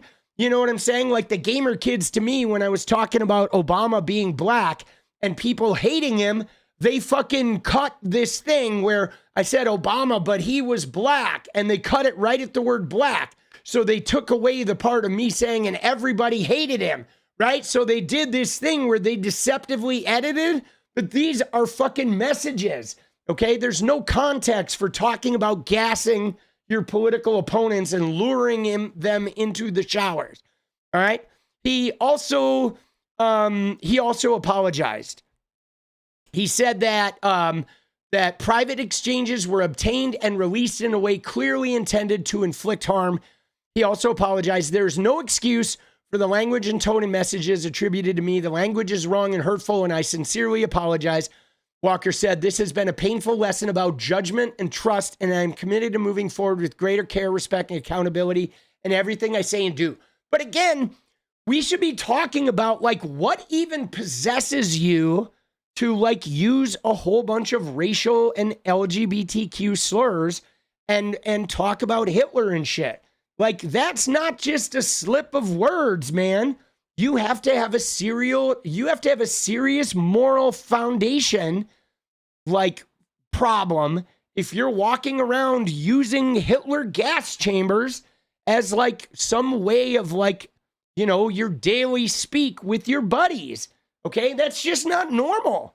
Like, there's something fucked up about you if that is, like, your joke. You know what I mean? All right, guys, 6 minutes. 6 more, 6 minutes. It's fucking go time. Like, for example, you ready? So, you know me. I look at Charlie Kirk. I'm like, that guy was a racist, misogynist, trashy, transphobic piece of shit. Okay? I am not going to walk around and just make like my daily joking with my buddies a bunch of weird references about like Charlie Kirk's neck and shit. You know what I'm saying? Like, you know, because even though I can't stand Charlie Kirk, and I think it's like nature's way of healing to sort of like get rid of some of that toxicity, I'm not going to walk around like creating a language and like jovial, like, you know, joking around with my buddies about like a political killing. You know, that would be pretty fucking demented, you know, because at the root of it, like, that shit is toxic. You know what I mean? Like, and what's crazy about this too is like these guys, a part of their like political process is to legislate morality. Okay, they literally talk about morality, guys. They talk about being good Christians. They talk about morals. They attack LGBTQ people and say they have bad morals. They're of like a low moral turpitude, right? And then in private, these guys are just saying the gnarliest shit, you know? And that's a real problem too. Why is it the people that spend a lot of time talking about morality are the ones that are actually anti-moral, right? They're the ones that are amoral in private. Oh, there's our countdown. Dude, 5 minutes, baby.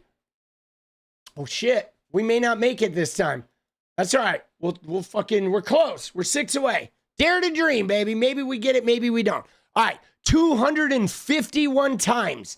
You ready? Look at this. Mixed into formal conversations about whipping votes, social media strategy, and logistics, the members of the chat slung around an array of slurs, which Politico is republishing to show you how they spoke. F slurs, R slurs, and N words appeared more than 251 times. So this isn't somebody slipped up and said a slur. This is a lot. Okay? Dude, Jays, let's go, baby. 5 more. 4 minutes. All right, we're going to ride out this last 4 minutes. We're going to try to get these. Let's fucking go, baby. Dude, I know. Yeah, they know, boss. They know this shit was wrong. I mean, dude, it's the same way that they know that Trump is a scumbag, right? You know what I'm saying? They know Trump is a scumbag, but they don't care. And they know this shit is wrong, but they do it anyway, right? They revel in it. You know, they do. They revel in it. All right, 3 minutes. 5 more, 3 minutes. Oh, shit. Dude, they do. I think they do enjoy this. 4 more. Let's go. 𝗣𝗎, bringing it in. Oh. Dude, we can do this. Dance, dance, dance. Oh, let's go. Come on, guys. We need to dance, dude. Oh, there it is. We have 3 more. Oh. Dude, yeah, they know. Dude, 2 more. 𝗣𝗎, dropping in another one. Let's go. Oh. Oh, shit. 3 minutes, 2 more. Dude, I like chasing the dance party, boss. I do. It's fucking, I do. It's good shit. They will enjoy it until they get caught. Yeah, I mean, what's wild about this, though, guys, and we're going to talk about the whole concept of getting caught, because this is one of the biggest signs of, like, American racism, okay? You know what I'm saying? Is how you can get caught doing this shit and you get your career back. You get your world back. There's no real punishment. I mean, if you're Shiloh Hendrix, you get $1 million after doing this on camera, right? You know what I'm saying? Gen X, let's go. Thank you for being here every night. You're welcome. Dude, there it is, 𝗣𝗎. Oh, I think that does it, right? That is it. Let's go. Yes. Dude, we did it. You know what I mean? Like, there's no fucking punishment here, guys. There's no actual, like, no real world, like major fucking consequences for this kind of behavior. right? I mean, they delete their Twitters for a little while. You go under wraps. I mean, dude, even look at Louis C.K., okay? He's a classic example, okay? Louis C.K., I loved that guy. I loved his comedy. Dude, Antifa, let's go. Give you something you can play bass to. Let's go. I loved Louis C.K. His TV show was fucking brilliant. He was a great fucking Shin Godzilla. Let's go, baby. He was a great comedian. But then you find out he was taking young women comedians on the road with him, and he was jerking it in front of them and making them watch him do it. And they had to like put up with this shit or he would ruin their careers. And it's like, dude, that's so toxic. That's so abusive. Like, I won't ever watch a Louis C.K. thing again. I have completely boycotted the guy, right? But dude, homie's back on the fucking career path. He's producing new TV shows. He's now going to that Saudi Arabian like comedy festival in Riyadh. It's like, bro, there's nothing you can do that you can't just, if you're a white dude, you get a redo, man. You know? And it's so shitty. All right. In one instance, Walker, who at the time was a staffer for Ort, talked about how a mutual friend of some in the chat dated this very obese Indian woman for a period of time. 𝗙ص responded that the woman was not Indian. She just didn't bathe often. Jesus, right? Samuel Douglas, a state senator from northern Vermont and the head of the state's Young Republicans, replied to 𝗙ص. Jesus, guys, this shit is so racist. In a separate conversation, 𝗙ص shared that his flight to Charleston, South Carolina landed safely. Then he offered some advice for his fellow young Republicans. If your pilot is a she and she looks 10 shades darker than someone from Sicily, just end it there. Scream the no-no word, 𝗙ص wrote. Yeah, and this is like directly out of Charlie Kirk's playbook. Women pilots, black women, right? Charlie Kirk said that they had no mental capacity. Douglas did not respond to requests for comment. In a statement, Ort called for members of the chat to resign. I was shocked and disgusted to learn about the racist, anti-Semitic, and misogynist comments attributed to the members of the New York State Young Republicans. This behavior is indefensible and has no place in our party or anywhere in public life. Dude, Bobby Walker. Dude, look at Bobby Walker, dude. Why do all the Republicans look like this, bro? Jesus, right? Walker had been in line to manage Republican Peter Oberacher's campaign for Congress in upstate New York, but a spokesperson for the campaign said Walker won't be brought in lieu of comments in the chat. So this is Walker, okay? Which one was Walker? All right, Walker was the guy who was making fun of Indian women. Jesus, an Indian woman. Dude, they're all gnarly. Right? Look at him, dude. Fucking A, bro. Bowl cut. Dude, crazy. All right, here we go. So Walker got canned. All right. The private rhetoric isn't happening in a vacuum. Okay. It comes amid a widespread coarsening of the broader political discourse, and as incendiary and racially offensive tropes from the right become increasingly common in public debate. Last month, Trump posted an AI-generated video that showed House Minority Leader 𝗙ص𝗹𝗹𝗪 in a sombrero beside Senate Minority Leader Chuck Schumer. Yeah, so we should look at this video, too, because we saw that video, all right? We saw the AI video. Dude, 𝗙ص𝗹𝗪's is not Mexican. They literally just put the sombrero and the mustache because he has dark skin, guys. It is like totally fucking racist. But what's crazy about it is how these guys fucking are like absolve responsibility. Like, for example, okay, Mike Johnson. You ready? Look at this. Here, I'm going to pull this out here real quick.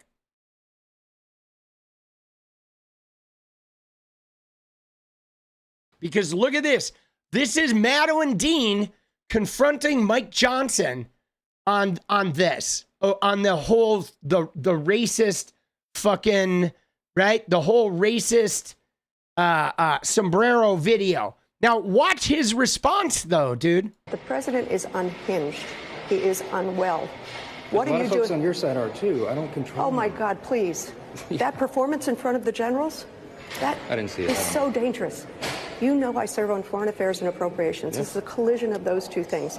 Our allies are looking elsewhere. Our enemies are laughing. I just left You the have a speaker's president side. who is, I just you have a left president the- who is unwell. How about what you tweeted last night with Hakeem and Schumer? It wasn't my style. It's not your style. It's disgraceful. It's bigoted. It's racist. You should call it out.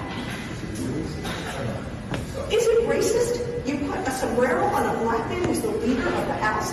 You don't see that as racist? We need you desperately to leave. I'm working.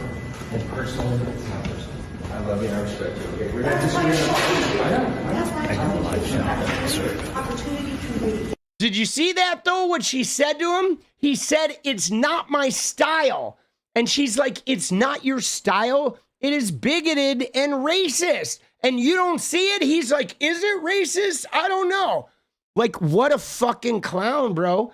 She's like laying into him. But again, look at this, okay? This is an example, okay? She didn't stay silent, okay? She didn't stay silent.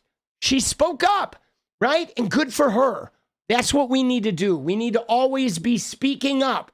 And yes, he endorses that. You know what I'm saying? He totally endorses it. And that thing when she said the president is unhinged, he's unwell, and he says, oh, people on your side are that way too. It's like, fuck off, Mike Johnson. They literally said black people were eating cats and dogs, and they knew it was a lie, and they said it and harmed the Haitian immigrants in a part of Ohio, in Springfield, Ohio, making up lies to denigrate people from Haiti. Like, come on, man. Nobody on the left does that shit. No one, okay? No one does that shit. You know what I mean? I mean, this is fucking outrageous, bro. And again, though, they allow it. They're totally okay with it, okay? Trump posted that video, right? Who's also featuring Chuck Schumer, whose fabricated remarks were about trading free health care for immigrant votes, a false, long-running GOP trope. The sombrero meme has been widely used to mock Democrats as the government shutdown wears on. In his 2024 campaign, Trump spread false reports of Haitian migrants eating pets. At one of his rallies, he welcomed Tony Hinchcliffe, who called Puerto Rico a floating island of garbage. And surprise, surprise, now that an American from Puerto Rico is headlining the Super Bowl, TPUSA and all of Charlie Kirk's racist buddies are now boycotting it, okay? Liz Huston, a White House spokesperson, rejected the idea that Trump's rhetoric had anything to do with the chat members' language, right? Only an activist left-wing reporter would desperately try to tie President Trump into a story about random group chat he had no affiliation with. But this is bullshit, because how you lead, guys, it's real simple, okay? There's a saying, guys, and if I might be coining it right here, but it's real simple. How you lead is how they follow, okay? That's how it goes. And it doesn't matter if you're parenting, if you're leading a work group, if you're a political leader, how you lead is how they follow. If you have a community, the way you lead that community is going to be the way that community follows you. You know, it's just a given. You cannot separate leadership from the people down below. You know what I'm saying? The tone of leadership, it sets the tone. You know what I'm saying? It sets the tone. But they call him an activist left-wing reporter, right?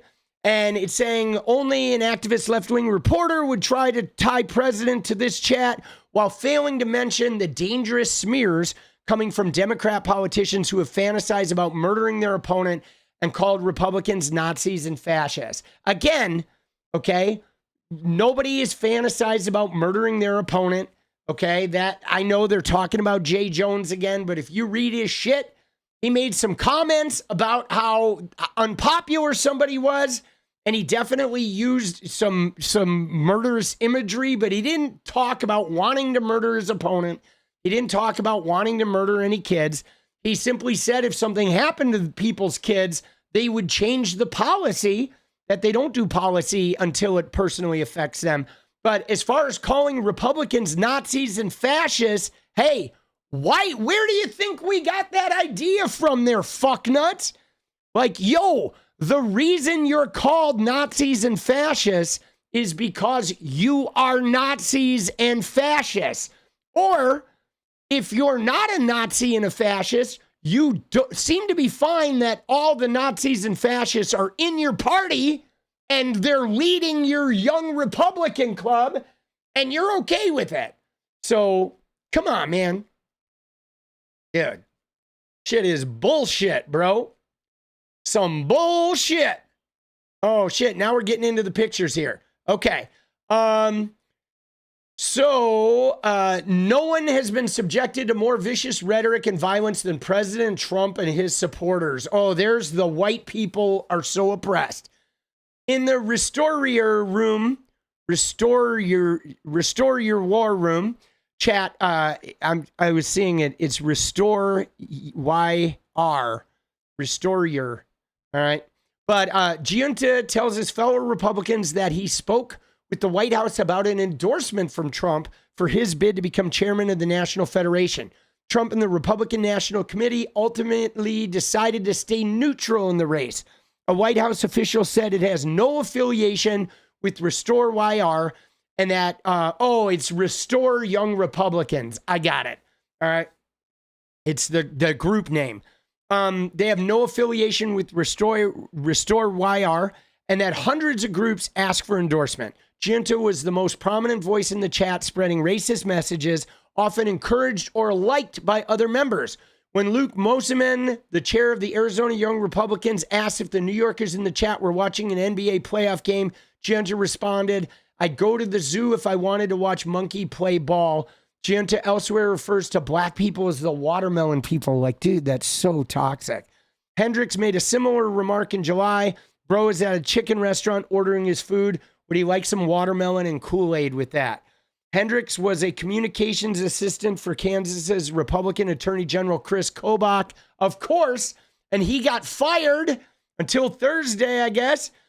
He also said in the chat that despite political difference, he's drawn to Missouri's Young Republican organization because Missouri doesn't like F slurs. Look at this guy, dude. This guy is so gross, bro. So gross, right? Look at him, dude. Holy Schmidt, boss.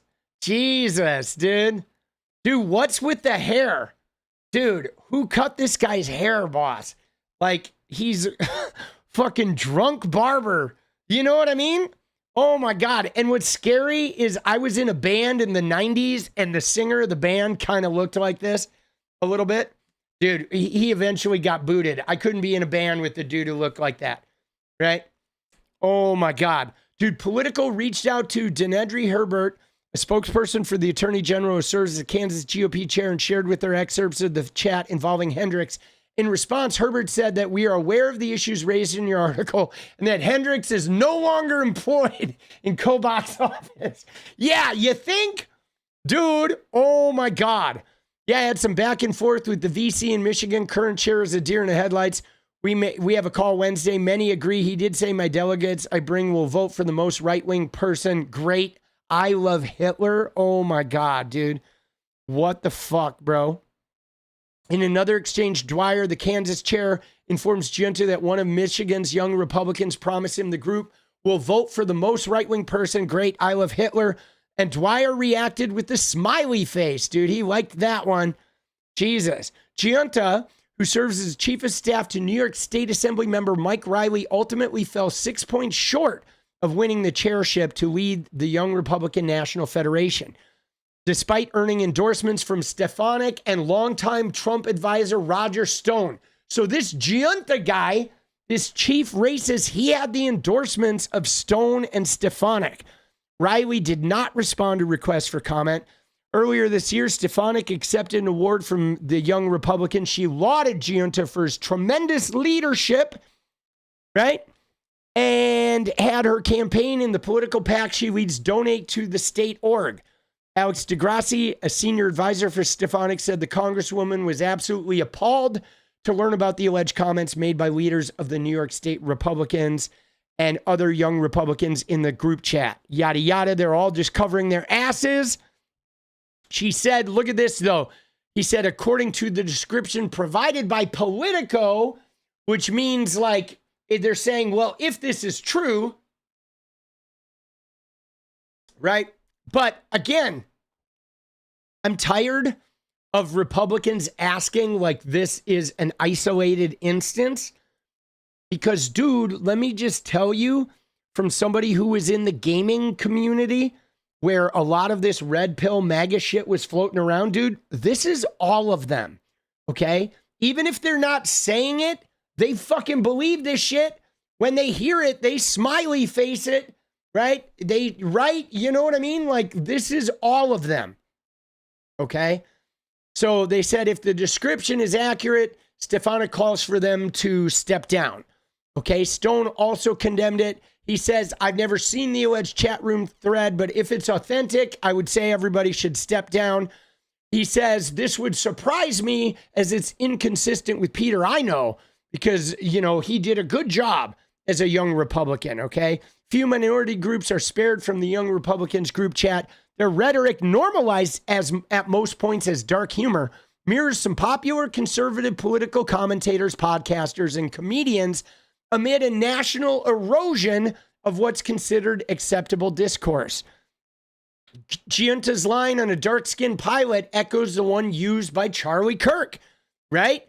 Walker also used the moniker Eye Patch McCain, which was a Tucker Carlson thing in a reference to Dan Crenshaw, okay? And he used the fucking Trump line about the war heroes not captured, right?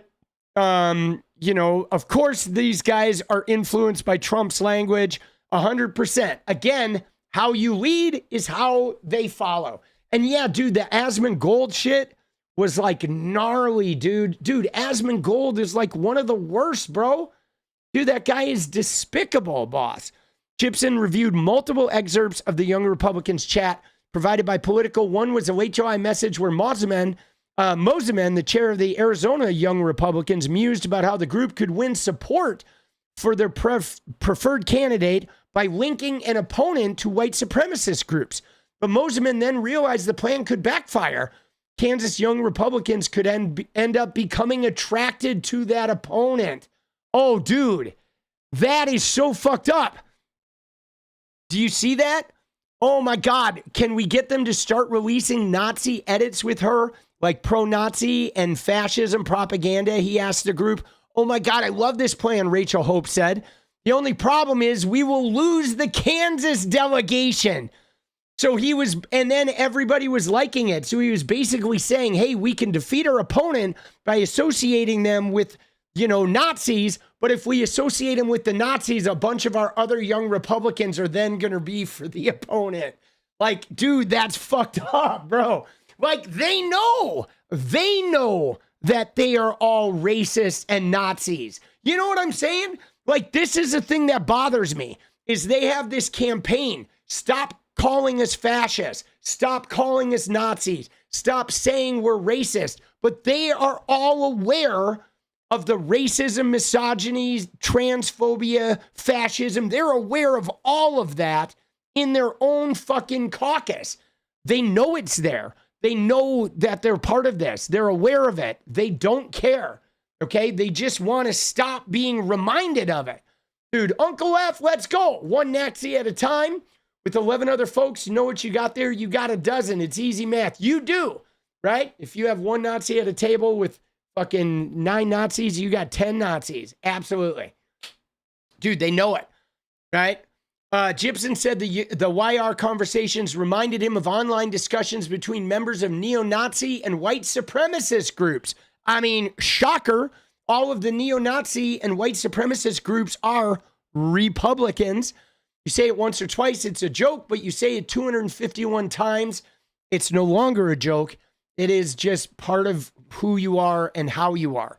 Weeks later, someone in the chat staying in a hotel asked its members to guess what room we're in. 1488, Dwyer responds. White supremacists use that number, right, because of 14 is the number of words in the white supremacist slogan. And of course, 88 is the Heil Hitler, right? The 2 8s, HH. Crazy, dude. See, they know it, guys. They know it. They end up in room 1488 and they're like, hee hee, right? You know what I'm saying? I would like to alternate this, guys. Okay. Can I just show you something? I want to do a sidebar here. Okay. Because what I want to show you is what, like, I posted some tweets about the Mariners game. Okay. And so, there was the Mariners game, where is it? Oh, there we go. So there was a Mariners game where there's a sign. Okay. I posted some tweets here, right? Where I was like, there was a sign that showed on TV that had K, and then the word Kirby with a K. And I was like, dude, that KK Kirby sign was, no, right? And my kid's like, dude, every time he gets a strikeout, they add a K because a K is a strikeout. But they showed it when it said KK Kirby. And I was like, dude, what the fuck? Why are they showing a KKK like Kirby sign? And it turned out to be a strike zone thing. But like, dude, I got so uncomfortable like seeing that sign that I had to mention it to my kid. You know what I'm saying?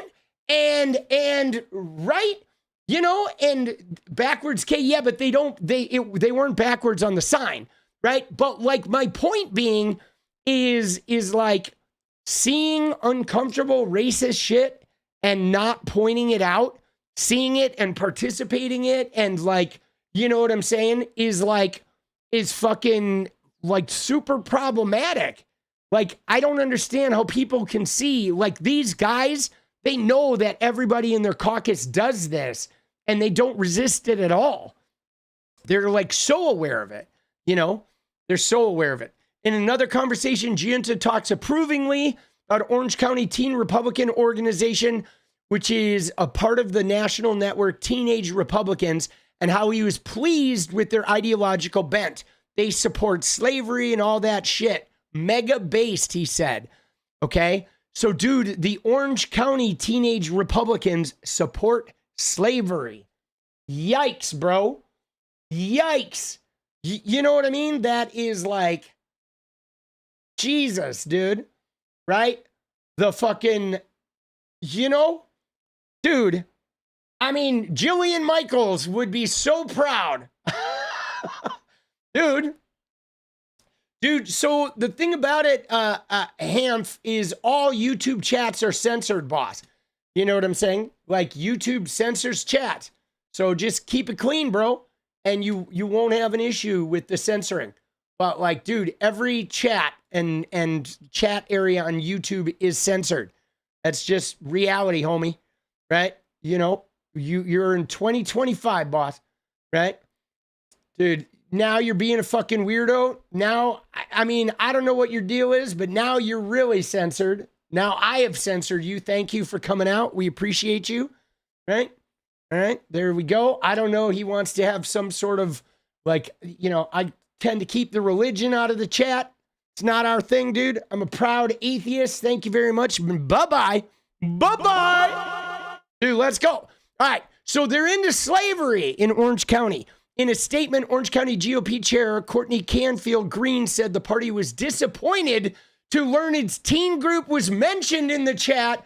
But let me just say, Courtney Canfield-Green, are you disappointed that your youth group defends slavery? Like, can we see a little Courtney Canfield-Green? Let's see who this person looks like.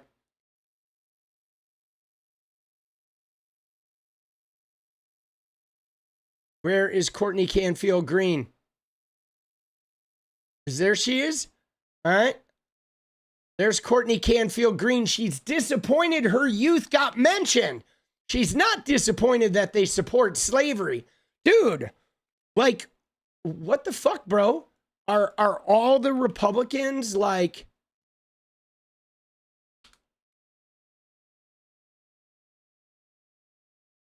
Are all the Republicans like, you know, like, is that all of them? Dude, what the fuck? Why do they all look like that, bro? Is this why they're so angry all the time? I mean, because they're always making fun of like liberal people and shit. But like, dude, the fuck's going on with the Republicans, bro? Dude, the Cracker Barrel salute? Is that what that was? Dude, is that the official Cracker Barrel salute?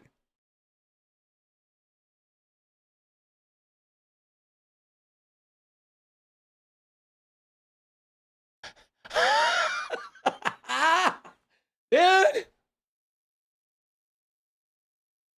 Fuck, bro. All right.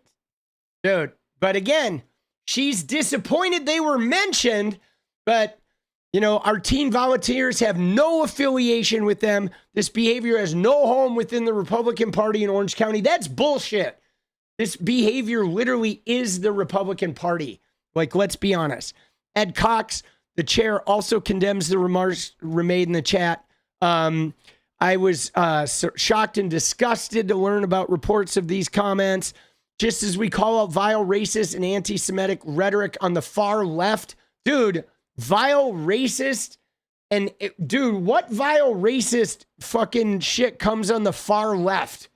Like, show me a far lefty who says something vilely racist. I don't even know about the anti-Semitic shit. I don't think being pro-Palestinian and anti-Netanyahu is necessarily anti-Semitic, right?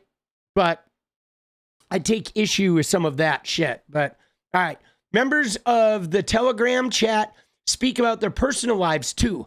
Extensive discussions about their everyday lives include one exchange about how devoutly Catholic some chat members are, how they often attend church. Many of the slurs, epithets, and violent language used in the chat often appear to be intended as jokes. Moseman was derided by members of the chat as some, you know, slurs for Hispanic people. Stay in the closet, F slur. Walker jested in July, though he is the group's main target for the same epithet. They use Asian slurs, right? Then they, sex is gay. Dwyer writes, sex, it was rape. Moseman says, epic, Walker says. So that Jesus, right? Jesus. All right. These guys, there's more explicit malice in some phrases too, especially when they turn their ire on opponents outside the chat, such as the rival Grow Young Republican slate, Hayden Paget, who defeated Junta and was reelected the chairman of the National Federation. So you mean Hayden Efsler wrote the resolution himself? Rape Hayden, Moseman said. Adolf Paget is in the Efsler bunker as we speak. Jesus, these guys are super harsh about their opponents, right? The National Federation condemns this, they say. I want to be clear that such behavior is entirely inconsistent with our values. But if it's inconsistent with your values, why does it keep showing up so goddamn often? You know what I mean? I know, Van Gogh. I don't like shaming people for their looks either, right? But I bend those rules when people are degenerates and they shame other people's like lifestyles, then I go for the looks, dude. I do. I know it may not be right. I'm petty, but when you're a bastard, it's open season. You know? Giunta also had expletive-laden criticism for the young Republicans in states that were leaning toward his opponent. F slurs in Minnesota. He called the people in Arkansas inbred cow fuckers. Nebraska, revolt in our favor, blocked their bind, and have a majority of their delegates. Maryland were some anti-Semitic shit. Rhode Island, traitorous, that he would eradicate from the face of the planet. Giunta also said he planned to make one of the competing young Republicans unalive himself on the convention floor. In another instance, Douglas, the Vermont state senator, describes to the members how one of Paget's Jewish colleagues may have made a procedural error. Okay, I was about to say you're giving nationals too much credit and expecting the Jewish person to be honest. Brianna Douglas replied to her husband's message. Yikes. So not only is the state senator a scumbag, but so is his wife, right? Like Charlie Kirk, like Erica too, right? Jesus.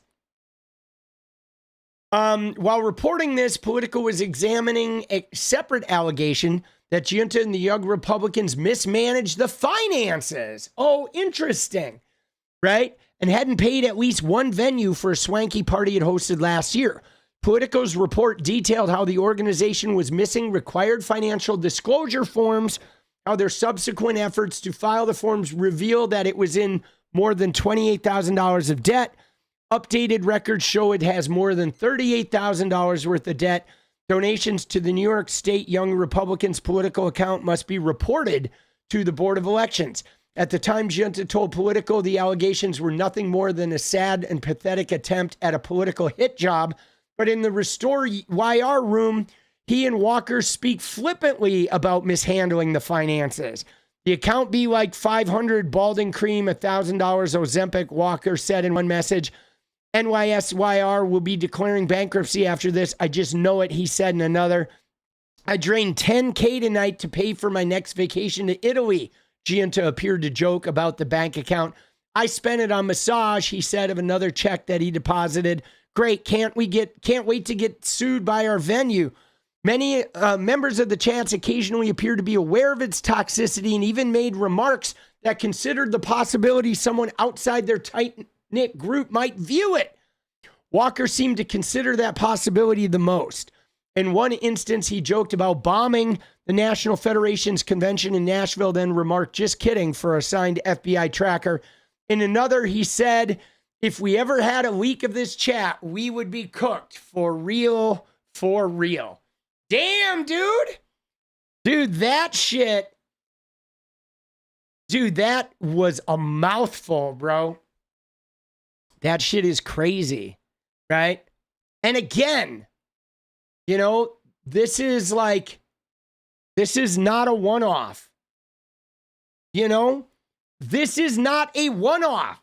You know what I mean? Like, you know, and then I saw some shit online, dude. Like, look at this. You ready? So where is it? 𝗙𝗍𝗶𝗹𝗪, right? This fucking dumb shit. Look at what he tweeted today, dude. He tweeted this shit where he said, right?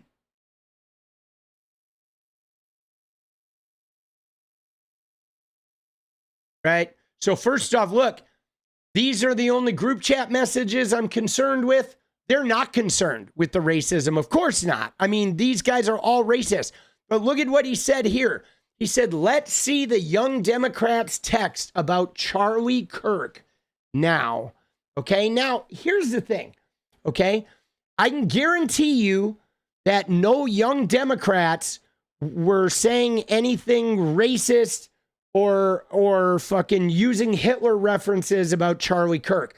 But like, what's crazy about this though is look at his line of thinking. Like 𝗙𝗍𝗶𝗹𝗪 seems to put somebody saying something negatively about his friend Charlie in the same vein as racism and anti-Semitism and Hitler and rape, right? Like, isn't that insane?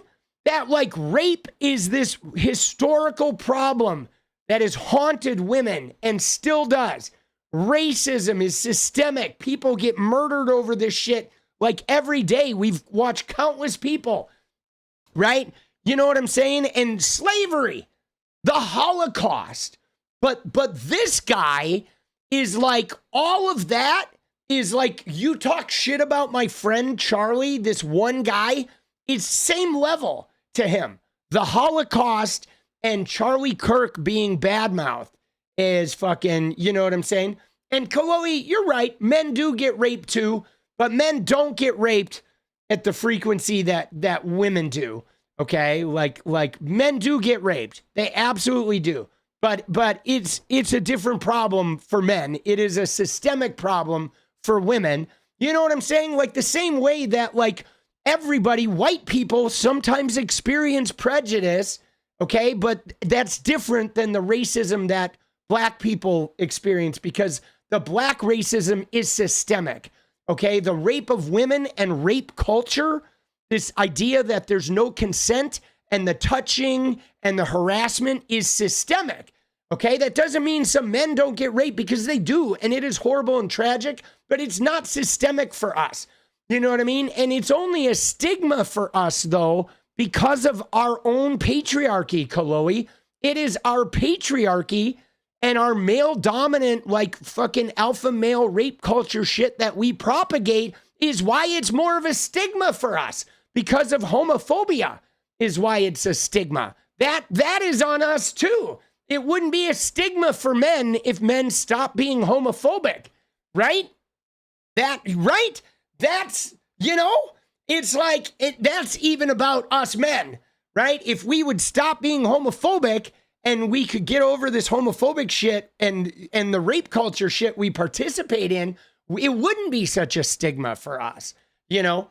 But it is systemic though for the women, okay? And that's kind of what I'm talking about here. When I address these bigger issues, I'm talking about the systemic nature of this stuff, which is the harmful shit. And again, I was molested as a kid, so I take very seriously about like, you know, males being abused because I experienced it myself. But I didn't grow up in a systemic nature, in a systemic environment of like where male sexual abuse was something I had to encounter at every corner. Okay. But the thing about it is what you guys, maybe, I don't know if you guys realize, but a woman cannot walk to a grocery store like most women cannot walk outside to a grocery store or to a coffee shop without being sexually harassed. Like, you know what I'm saying? I mean, it's crazy, dude, that like, that's how rampant it is that women can't even exist in the world. They can't even go to work, most of them, without being sexually harassed. It's fucking crazy, dude. It's fucked up, like how systemic it is. But yeah, so this guy, though, equates this shit. Now, what's crazy about this is I don't think young Democrats spend a lot of time talking about Charlie Kirk, right? But again, the fact that they equate Charlie Kirk, okay, the fact that they equate Charlie Kirk to the Holocaust or to systemic racism and rape culture is wild, bro. Like these guys, I mean, 𝗙𝗪𝗪 is the white boy summer guy. He's a total racist asshole. But the one that I really saw, dude, was crazy, that really like hit home was this, man, was Mike Davis. All right, this guy is an attorney. Okay, he's a degenerate. Obviously, he's a big Trumpy guy. You know what I'm saying? But like, look at this shit, dude. Look at what he said. He had a fucking crazy one. Okay? All right? Where he said, and of course they just try to deflect. Okay, again, they're talking about Jay Jones's texts. They want to talk about Jay Jones, but dude, Jay Jones's texts were not the same as this. Okay? You know what I'm saying? That's just it. Like Jay Jones's texts were not the same as this. Okay? Not by a long shot. All right, but let's see what Mike Davis said. He said something that was particularly fucking problematic.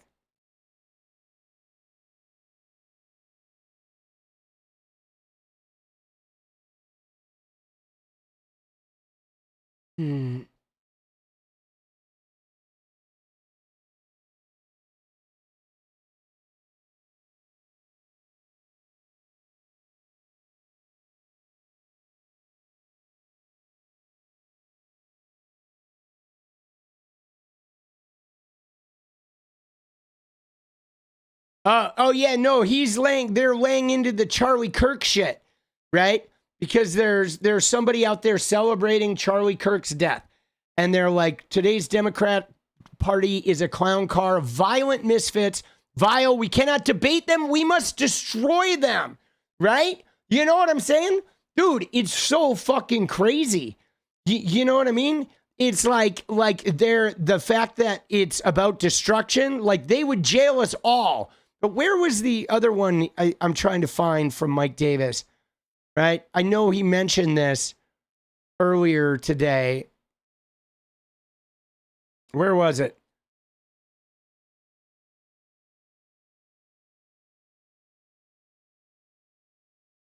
Dude, this guy's so toxic.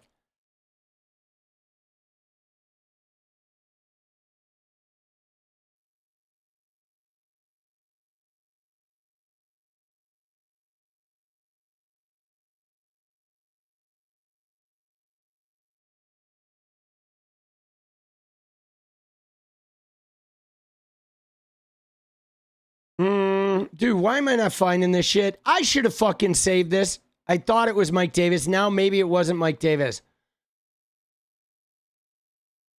But a lot of people, or maybe what I need to do is I just need to look at the trending thing and then we'll find it. It'll show up on here. But again, dude, yes, they do a lot of gaslighting of the language and trying to justify, but I want to address something, okay? Because they keep mentioning the J. Jones, okay? Now, the thing about it is the things that J. Jones said were definitely offensive, okay? He was talking about somebody that a particularly vile person of his opponent, right, who had been creating political roadblocks and shit, and basically said if this guy was up against two of the worst people out there, this guy would still get the bullets, right? So he was using like some violent imagery to talk about how vile his opponent was, okay? But here's the deal though, guys, is if you have an issue with your opponent or you have an issue with a person like Charlie Kirk, a political figure, and you say something nasty about them like that, where you're like making a comment about violence, but you're not saying openly, I want to kill them. He didn't say, I want to kill him. He didn't threaten him with any harm. He just made a reference. If that guy was stacked up with some of the worst people out there and someone was firing bullets, they would probably fire bullets into his opponent.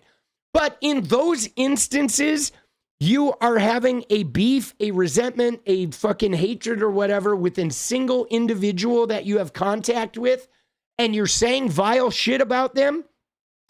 That is different, okay? Having a personal beef with someone and calling them names or saying something degenerate about them or whatever is like a personal fucking vendetta. That is about one person. When you're attacking their race, their ethnicity, their religion, when you're attacking religion as a whole, you're attacking the people in the Holocaust or people, you know, unarmed black men, you're calling black people monkeys and shit. That is not about just some anger, personal vendetta with someone. That is about tapping into a deeper, large-scale, systemic fucking racism that is still very active in this country, okay? Now, people will say tasteless shit about people they're very angry at and they're very mad at, and that definitely happens. There are many people that will fucking say that kind of shit and engage in that shit. I am sure there have been times where I've said something nasty about somebody that I vehemently don't like, or even somebody like Charlie Kirk, right? I did say some shit in private about Charlie Kirk and how he found himself at being a gun victim, okay? But that's about one person. That's not a greater, like, systemic attack on all people. It's not engaging in racism. It's like my own personal feelings about one individual, you know? And I think people are allowed to fucking, you know, be tasteless sometimes, okay? But, like, when you get into the racism and the anti-Semitism and the greater misogyny of rape culture and shit like that, and you're like propagating not just a personal beef, you're now delving into systemic issues And we have a real problem with that because the Republican Party is crafting issues on those systemic racist, misogynist, and transphobic beliefs. Okay? Sir Tony said, thank you, Sir Tony. Let's go. Adding a point to non-consensual culture. When a state brands a conflict to be a total war, it conscripts youth, working class groups they want dead. Oh, yeah. No, that's true. The draft was absolutely no consent. Right? And so, like, I don't know. I feel like there's a difference in that. Right? I feel like somebody talking shit about Charlie Kirk, okay, is very different than somebody using like racial imagery and racist or rape culture fucking references. You know what I mean? They're different. Like somebody has an issue with Charlie Kirk and who he was, you know, like the same way that like if Charlie Kirk just attacked Kamala Harris and said, I hate the way she laughs, I hate the way she looks, I hate the way she dresses, I hate the way she does her hair or whatever, I can't stand the sound of her voice, fine. Personally attack her. You don't like her for X, Y, and Z.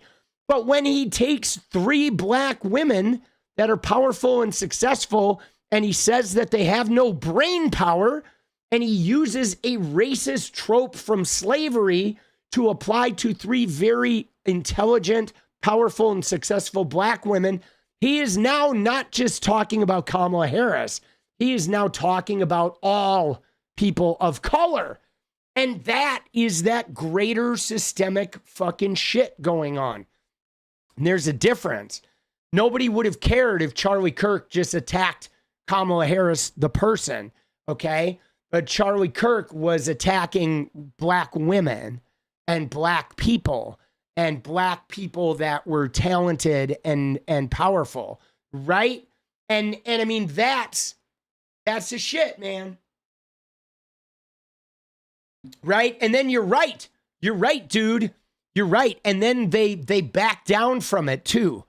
They say this shit. They say this racial shit. They put the dog whistles in their fucking language. They use them all the time. And then when you confront them, they like hide.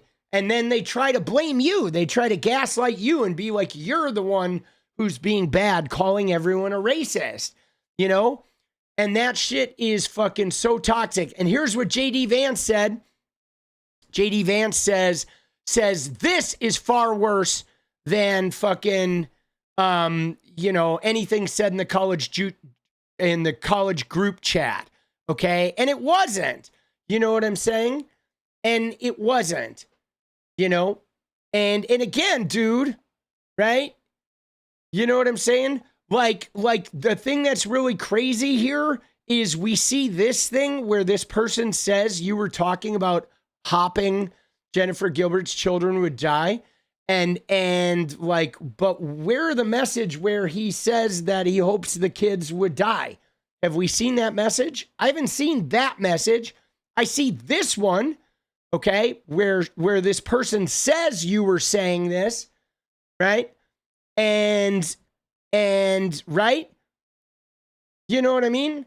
And like, but like, you weren't trying to understand, and then they send it, and then he said, yes, I was trying to understand. I've told you this before. Only when people feel pain personally do they move on policy.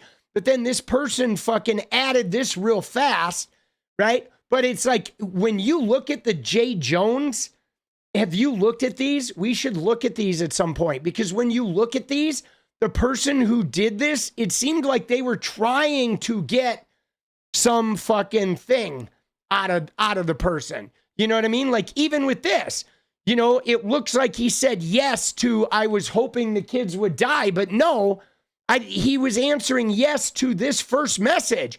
And then they typed this so fast that they fucking misspelled the word hoping as hopping, like autocorrect, because they were typing this real fast, so it came through before the message he was typing came through. But he was clearly saying yes to the you weren't trying to understand. Like, this whole conversation is like, you look at it and it's like, that was baited. Okay, that was like baiting right there. But let's see the text where J. Jones actually says, I'm hoping for those kids to die. And that doesn't exist.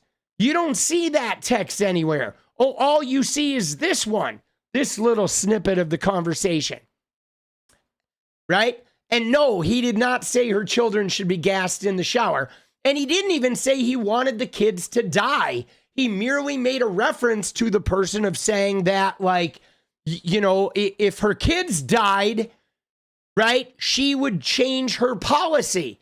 I don't know what they were talking about, but think about it. If you're talking about wanting to pass some gun laws about school shootings and the Republican woman will not pass any gun laws, you could say, yeah, if her kids died in that school shooting, she would want to pass gun laws, right? I bet if her kids died, she'd pass the laws. I mean, that's what this fucking conversation is about right here, right? There's no gassing. There's no even him openly calling for shit, okay? Again, though, they're trying to astroturf this. They're trying to ride this, right? Whoever texted this, they're trying to ride it to, like, beat him in the election, okay? Right? Oh, here's what he says. This is the one. I knew I'd find it. Look at what he says. He says, stop being giant pussies. Stop playing by the left's rules. When Democrats force out Jay Jones for his violent threats, I'll start pretending to care about banter among college students. Right? Do you see that, though? This guy, I mean, look at this message, guys.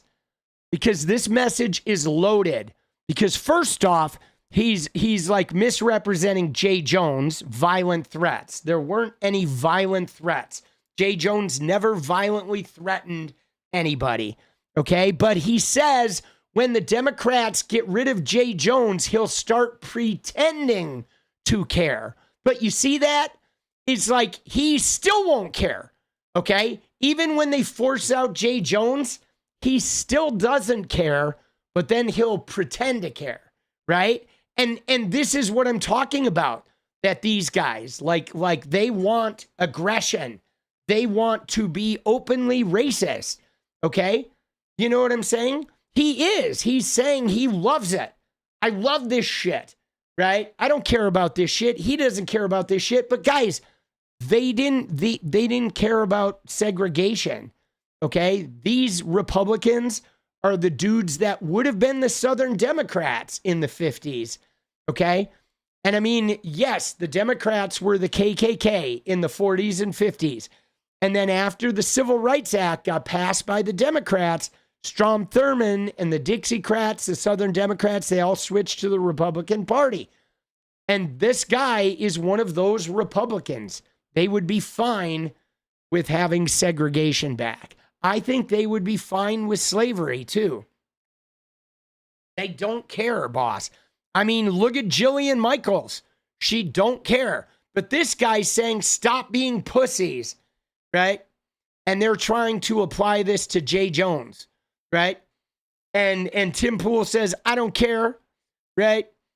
But the fact of the matter is, right? Let's see what Kathy Hochul says. Politico reported on a group chat of a bunch of young Republicans. I'm wondering your thoughts on that, and does this reflect, you know, is it just some bad young apples in this chat, or do you think that there's a toxicity around the entire party? Some bad apples. These are the future of the Republican Party. This was so vile. It is hard to find the words to put into context that these are people who are part of a political party, one of two major political parties, and they believe in gas chambers and rape and discrimination based on the color of people's skins. These are racist, sexist, disgusting remarks. And I would say this. We have a leader from the Republican Party in this state, the highest ranking individual, who in the backdrop of all this calls our candidate for mayor, one of our candidates for mayor, a jihadist and a terrorist, and then somehow says, oh, what they said, these young Republicans, was wrong. Like, look at what you say yourself. Look at your inflammatory words. I mean, And maybe they have an effect on these young people, many of whom you support and have supported you. Yeah. You ought to just do a little re-examination of how far this has gone, where this is normalized enough that thousands of texts are uncovered. This is not one person saying they love Hitler. This is a whole lot of people saying things that are so disgusting and so abhorrent that everybody from the president on down should condemn them. And there's got to be consequences. Kick them out of the party. Take away their official roles. Stop using them as campaign advisors. There needs to be consequences. dude, she just went to bat for Mamdani, right? Because, like, they call Mamdani a jihadist. Why? Because he's Muslim. Because he's brown. You know what I'm saying?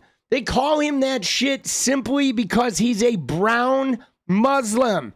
Not because he's actually done any jihad or participated in any of that bullshit. And she fucking called it out. Like, yeah, of course these young Republicans are saying this gas chamber shit because our top leaders are saying this shit. Our top fucking presidential leader says this shit. This is Kathy Hochul. This is the mayor, the governor of New York. Dude, she's kind of a badass, bro. I know she's a little bit moderate for my taste, but she is a bit of a fucking badass. She really is, dude. I like her fucking grit. Dude, she's not afraid to fucking put it out there, you know? But again, how they lead is how they follow, okay? How you lead is how they follow, okay? This is absolutely true, okay? And again, these guys are saying that the Virginia AG candidate fantasized about murdering children. No, he did not. You know what I'm saying? Right?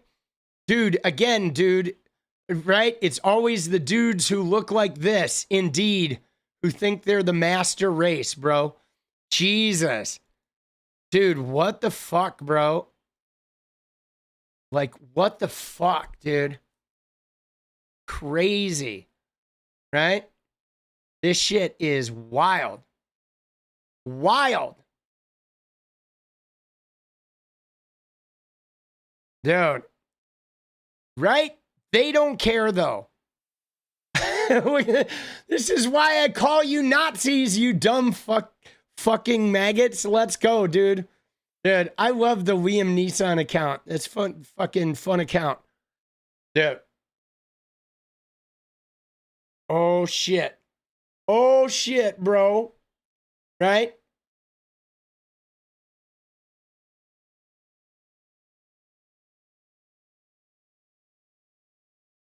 Dude, let's go. All right, dude. Dude, I think that's about it. That's all we're going to get to cover. I want to cover one more thing, though. I know we covered Erica Kirk. We got to cover this Trump comment, and then we're dancing. All right? It's going to be a short night. But, dude, look at this shit. Dude, this shit is crazy, okay? You know why? Because, guys, I just want to show you as an example, all right? Because I feel like this, dude, I know she's a moderate Dem, but moderate Dems are a fact of life, right? We have to deal with. So if you're going to have a moderate Dem, it's nice to have a moderate Dem who's also a fighter, okay? You know what I'm saying? And because there's a difference, there are some moderate Dems who aren't fighters, okay? Who are just fucking like all no backbone. But I want to show you this because this, I feel like, is something that went on today with Trump that ties into this Charlie Kirk, this young Republican shit, this nasty misogyny thing, okay? Where, again, Trump ignores a woman reporter, but he says, I just like to watch her talk. Good job. Thank you, darling. Where he's now belittling her and basically saying, you know, I find you sexy. I find you physically attractive. I've reduced you as a reporter. Like, I'm going to completely ignore your question, but I'm going to like fucking sexualize you in a room full of people that are there not to have sex. They're there to work.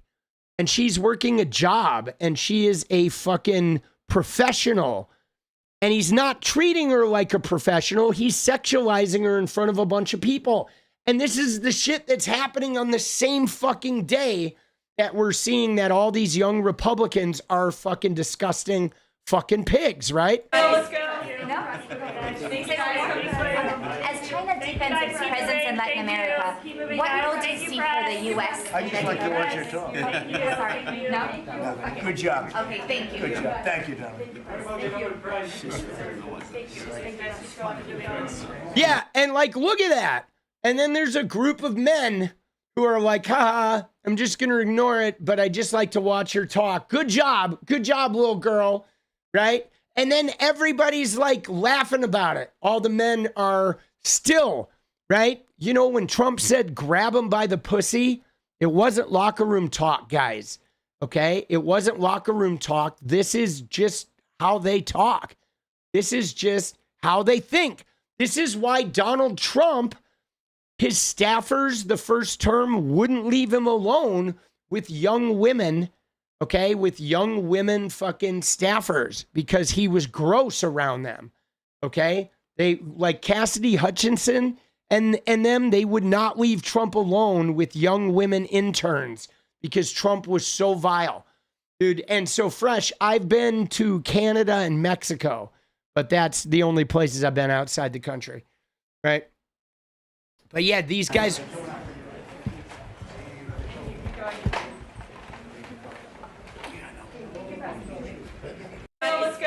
Right? You know what I'm saying? They're just fucking grody, dude. They're just gross. Right? It's like, dude, this kind of shit is fucking crazy. Okay? And let me show you, while we're at this, let me show you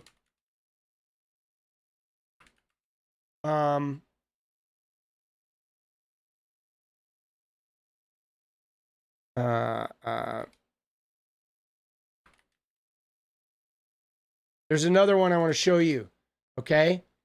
That was on the White House lawn.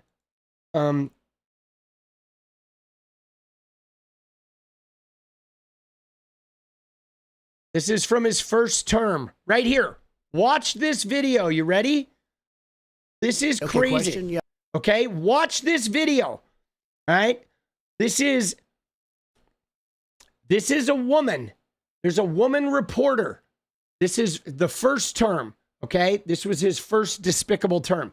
Woman reporter asks him a question. And right? And he fucking insults her in a very gaslighting way. They all laugh about it, and then they fucking keep going. Watch this. Question? Yeah, go ahead. Sure. She's shocked that I picked her. No. She's like in a state of shock. I'm not thinking, Mr. That's President. okay. I know you're not thinking. You never do. I'm sorry? No, go ahead. Go ahead. In a tweet. Do you see that? Right? He points out a reporter, then he belittles her, reduces her power. She's shocked that I picked her. And then she says, I'm not thinking that. And he says, I know you're not thinking, you never do. And she's like, excuse me? And then he just like doesn't take responsibility. He's like, go ahead, but look at how they're all laughing. Look at this guy back here, like fucking gritting his teeth. I mean, this is like low grade woman abuser, gaslighting, demeaning fucking behavior. And this was 9 years ago. Okay. This guy, this is Charlie Kirk. This is Donald Trump. This is the Republican Party. Okay. She says, oh yeah, she says, I'm not, thank you. Yes, thank you. All right, I'm not, thank you. And he's like, I know you're not thinking, you never do. Thank you, Shane. Yeah, no, I thought she said, I'm not thinking that. But the fact that he's so like just demeaning, you know what I'm saying? Huh? You meant Trump, not me? No. Yeah, no, I know. I know you're not talking about me. I know you're talking about Trump. No, I got you, Shane. You're all good, boss. You know what I'm saying? I know we're talking about Trump. You're good. But right? Question? Yeah, go ahead. Sure. She's shocked that I picked her. No. She's like in a state of shock. I'm not thinking, Mr. That's President. okay. I know you're not thinking. You never do. I'm sorry? No, go ahead. Go ahead. In a tweet this weekend, Mr. President, you said that it's in. Yeah. So she says, I'm not. Thank you, Mr. President. I'm not. Thank you, Mr. President. And he's like, I know you're not thinking. You never do. And she's like, right? Right? Fucking state of shock. No. She's like in a state of shock. I'm not thinking, Mr. That's President. okay. I know you're not thinking. You never do. I'm sorry? No, go ahead. Go ahead. In a tweet. And she's like, I'm sorry? Go ahead. Go ahead. Yeah, dude. And look at him, though. Like, again, though, guys, look at the faces. Look at the faces, dude. These guys enjoyed that. Okay? These guys enjoyed them, like, demeaning women right out in the open. He knows that was cringe. They all know it was cringe. And again, though, guys, this is fucking rape culture, boss. This is, but this is 9 years ago. And here we are. This motherfucker, this degenerate piece of shit is still president. And he's looting the economy. This weekend, Mr. President, you said that it's incorrect to say you're limiting the scope of the FBI investigation. What does that have to do with trade? I don't mind answering the question, but, you know, I'd like to do the trade It has questions. to do with the other right? headline in the news, which is the I know, Kavanaugh nomination. but how about talking about trade, and then we'll get to that. We'll do that a little bit later. Do you think the trade, Anybody have a trade? Do you Go think ahead, your trade please. deal will pass through Congress, sir? I think so, but, you know, if it doesn't, we have lots of other alternatives. Dude, but what a fucking pig, bro. You know what I'm saying? And 𝗙ecie𝗶𝗹𝗀, I know you're not thinking, you never do, right? You know what I mean? Like, what a fucking pig, bro. You know? And, like, what a pig, dude. Right? She's fucking, right? Dude, unfucking believable, man. Dude. But this is the prevailing message of these guys. Okay? These guys. They are scumbags, bro. They are. Dude, how you lead is how they follow. I'm telling you, boss. Right? And the thing about it is, though, is she was like, come again? You know? And then he's like, oh, go ahead. And then he talks over her question, too. And berated her. But, like, man, see, this is the shit that bothered me, because in the world I want to live in, right? The world I want to live in, guys, every reporter there would have then asked a follow-up question saying, you know, the shit you just pulled with that reporter is not okay. Like, you need to apologize to her right fucking now, bro. You know what I'm saying? You know what I mean? Like, you need to apologize to that woman right now, and all of you up there need a fucking wake-up call, because you are inspiring the young men of tomorrow to engage in this bullshit misogynist behavior, right? And like you're going to fucking own up, or we're no more press conferences, no more talking to you if you're going to be a fucking douchebag like that. But dude, that was 10 fucking years ago, bro. You know what I'm saying? And here we are. Go ahead. Dude, fuck you, Trump. And all you MAGA shitters that engage in this kind of fucking, you defend this guy, like, fuck you.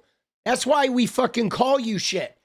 That's why we, like, right? That's why we call you misogynist and racist and transphobic motherfuckers, because you are, right? You either engage in that behavior or you allow it in your ranks and you never speak up about it, okay?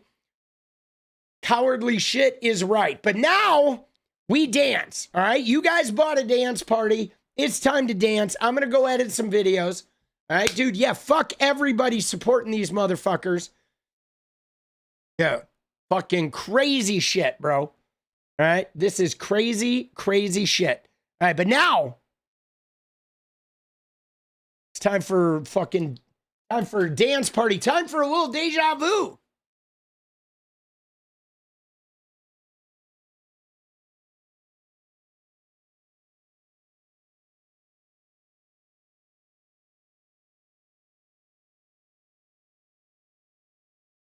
It is time to get our big bald heads out into the open. Get limber.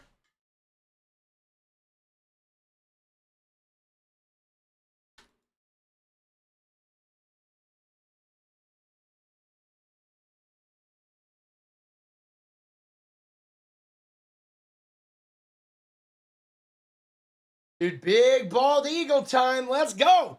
Dude, I love my bald head. Yo, I do need a haircut, though. My fucking hair is, like, way out of control, boss. All right? Dude, oh, my God. Dude, Talia, I think I remember that, where he was talking about her fucking calling her beautiful and shit. Dude, he does a lot of that fucking skeezy fucking, like, Trump does a lot of that skeezy woman shit. I mean, he is like an old school first-rate misogynist. Yeah, guys, if you have links to protests or what have you, join the Discord. It's down in the description, okay? And there is a protest and organizing channel in there that you can put information about protests and all that shit. All right, put it in there. But right now, dude, we're fucking dancing, boss.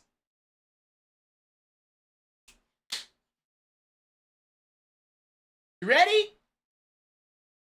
Dude, I need a haircut. I do, man. I need a haircut. I just never leave the house, guys. You don't understand. I am so attached to this office because I work so much. I don't fucking leave the house. Wish you trusted Discord? Dude, Discord's cool. What do you mean? What don't you trust? Touch grass? I know, dude. I got to get out. Get out and about. Dude, I'm about to start doing Bikram yoga, I think. Okay? I'm about to start going. I'm going to go back to Bikram yoga. Right? That's what I want to do, boss. I want to go back to start doing some Bikram, baby. I got to get in yoga shape. All right? You guys ready? Don't get a haircut? I mean, I'm not going to cut it all off. I'm going to still keep it like over the ears. Right? But it's just getting too fucking tangled and shit.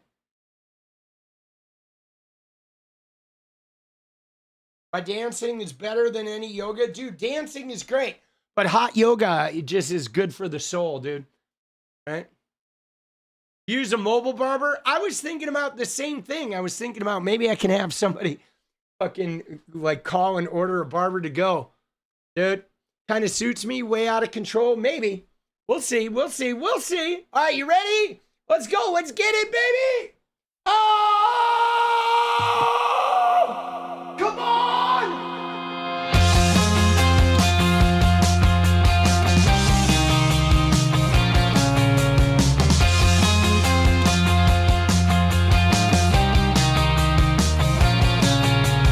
Got a lot of choices. I got a lot of ways that I can go. I hear a lot of voices. They have a lot to say, but I don't know. Been here before.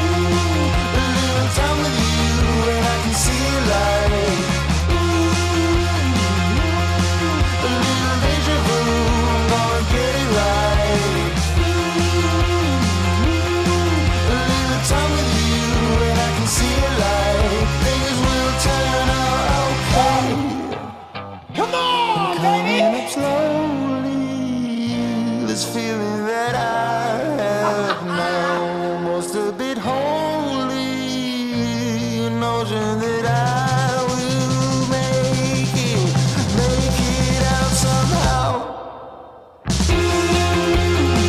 A little deja vu, I'm gonna get it right. A little time with you and I can see a light. A little deja vu, I'm gonna get it right.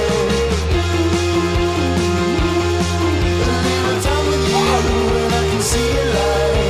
Things will turn out alright this time, I know. Let's go! Oh, shit, bro! All right, guys. Dude, you gotta get the wind up, baby. Dance like nobody is watching. Love like you ain't afraid of getting hurt. And fight back like your democracy depends on it. Love you guys. I'll see you tomorrow. Do you need anything like I need you? It's over. Do you need anything like I need you?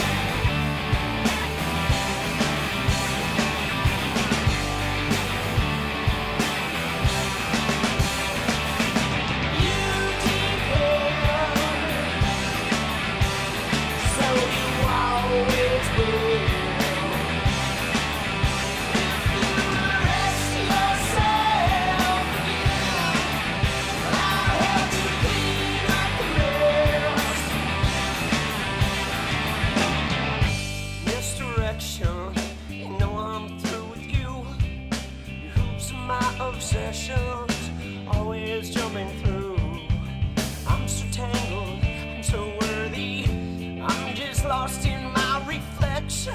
Pay attention. You never will.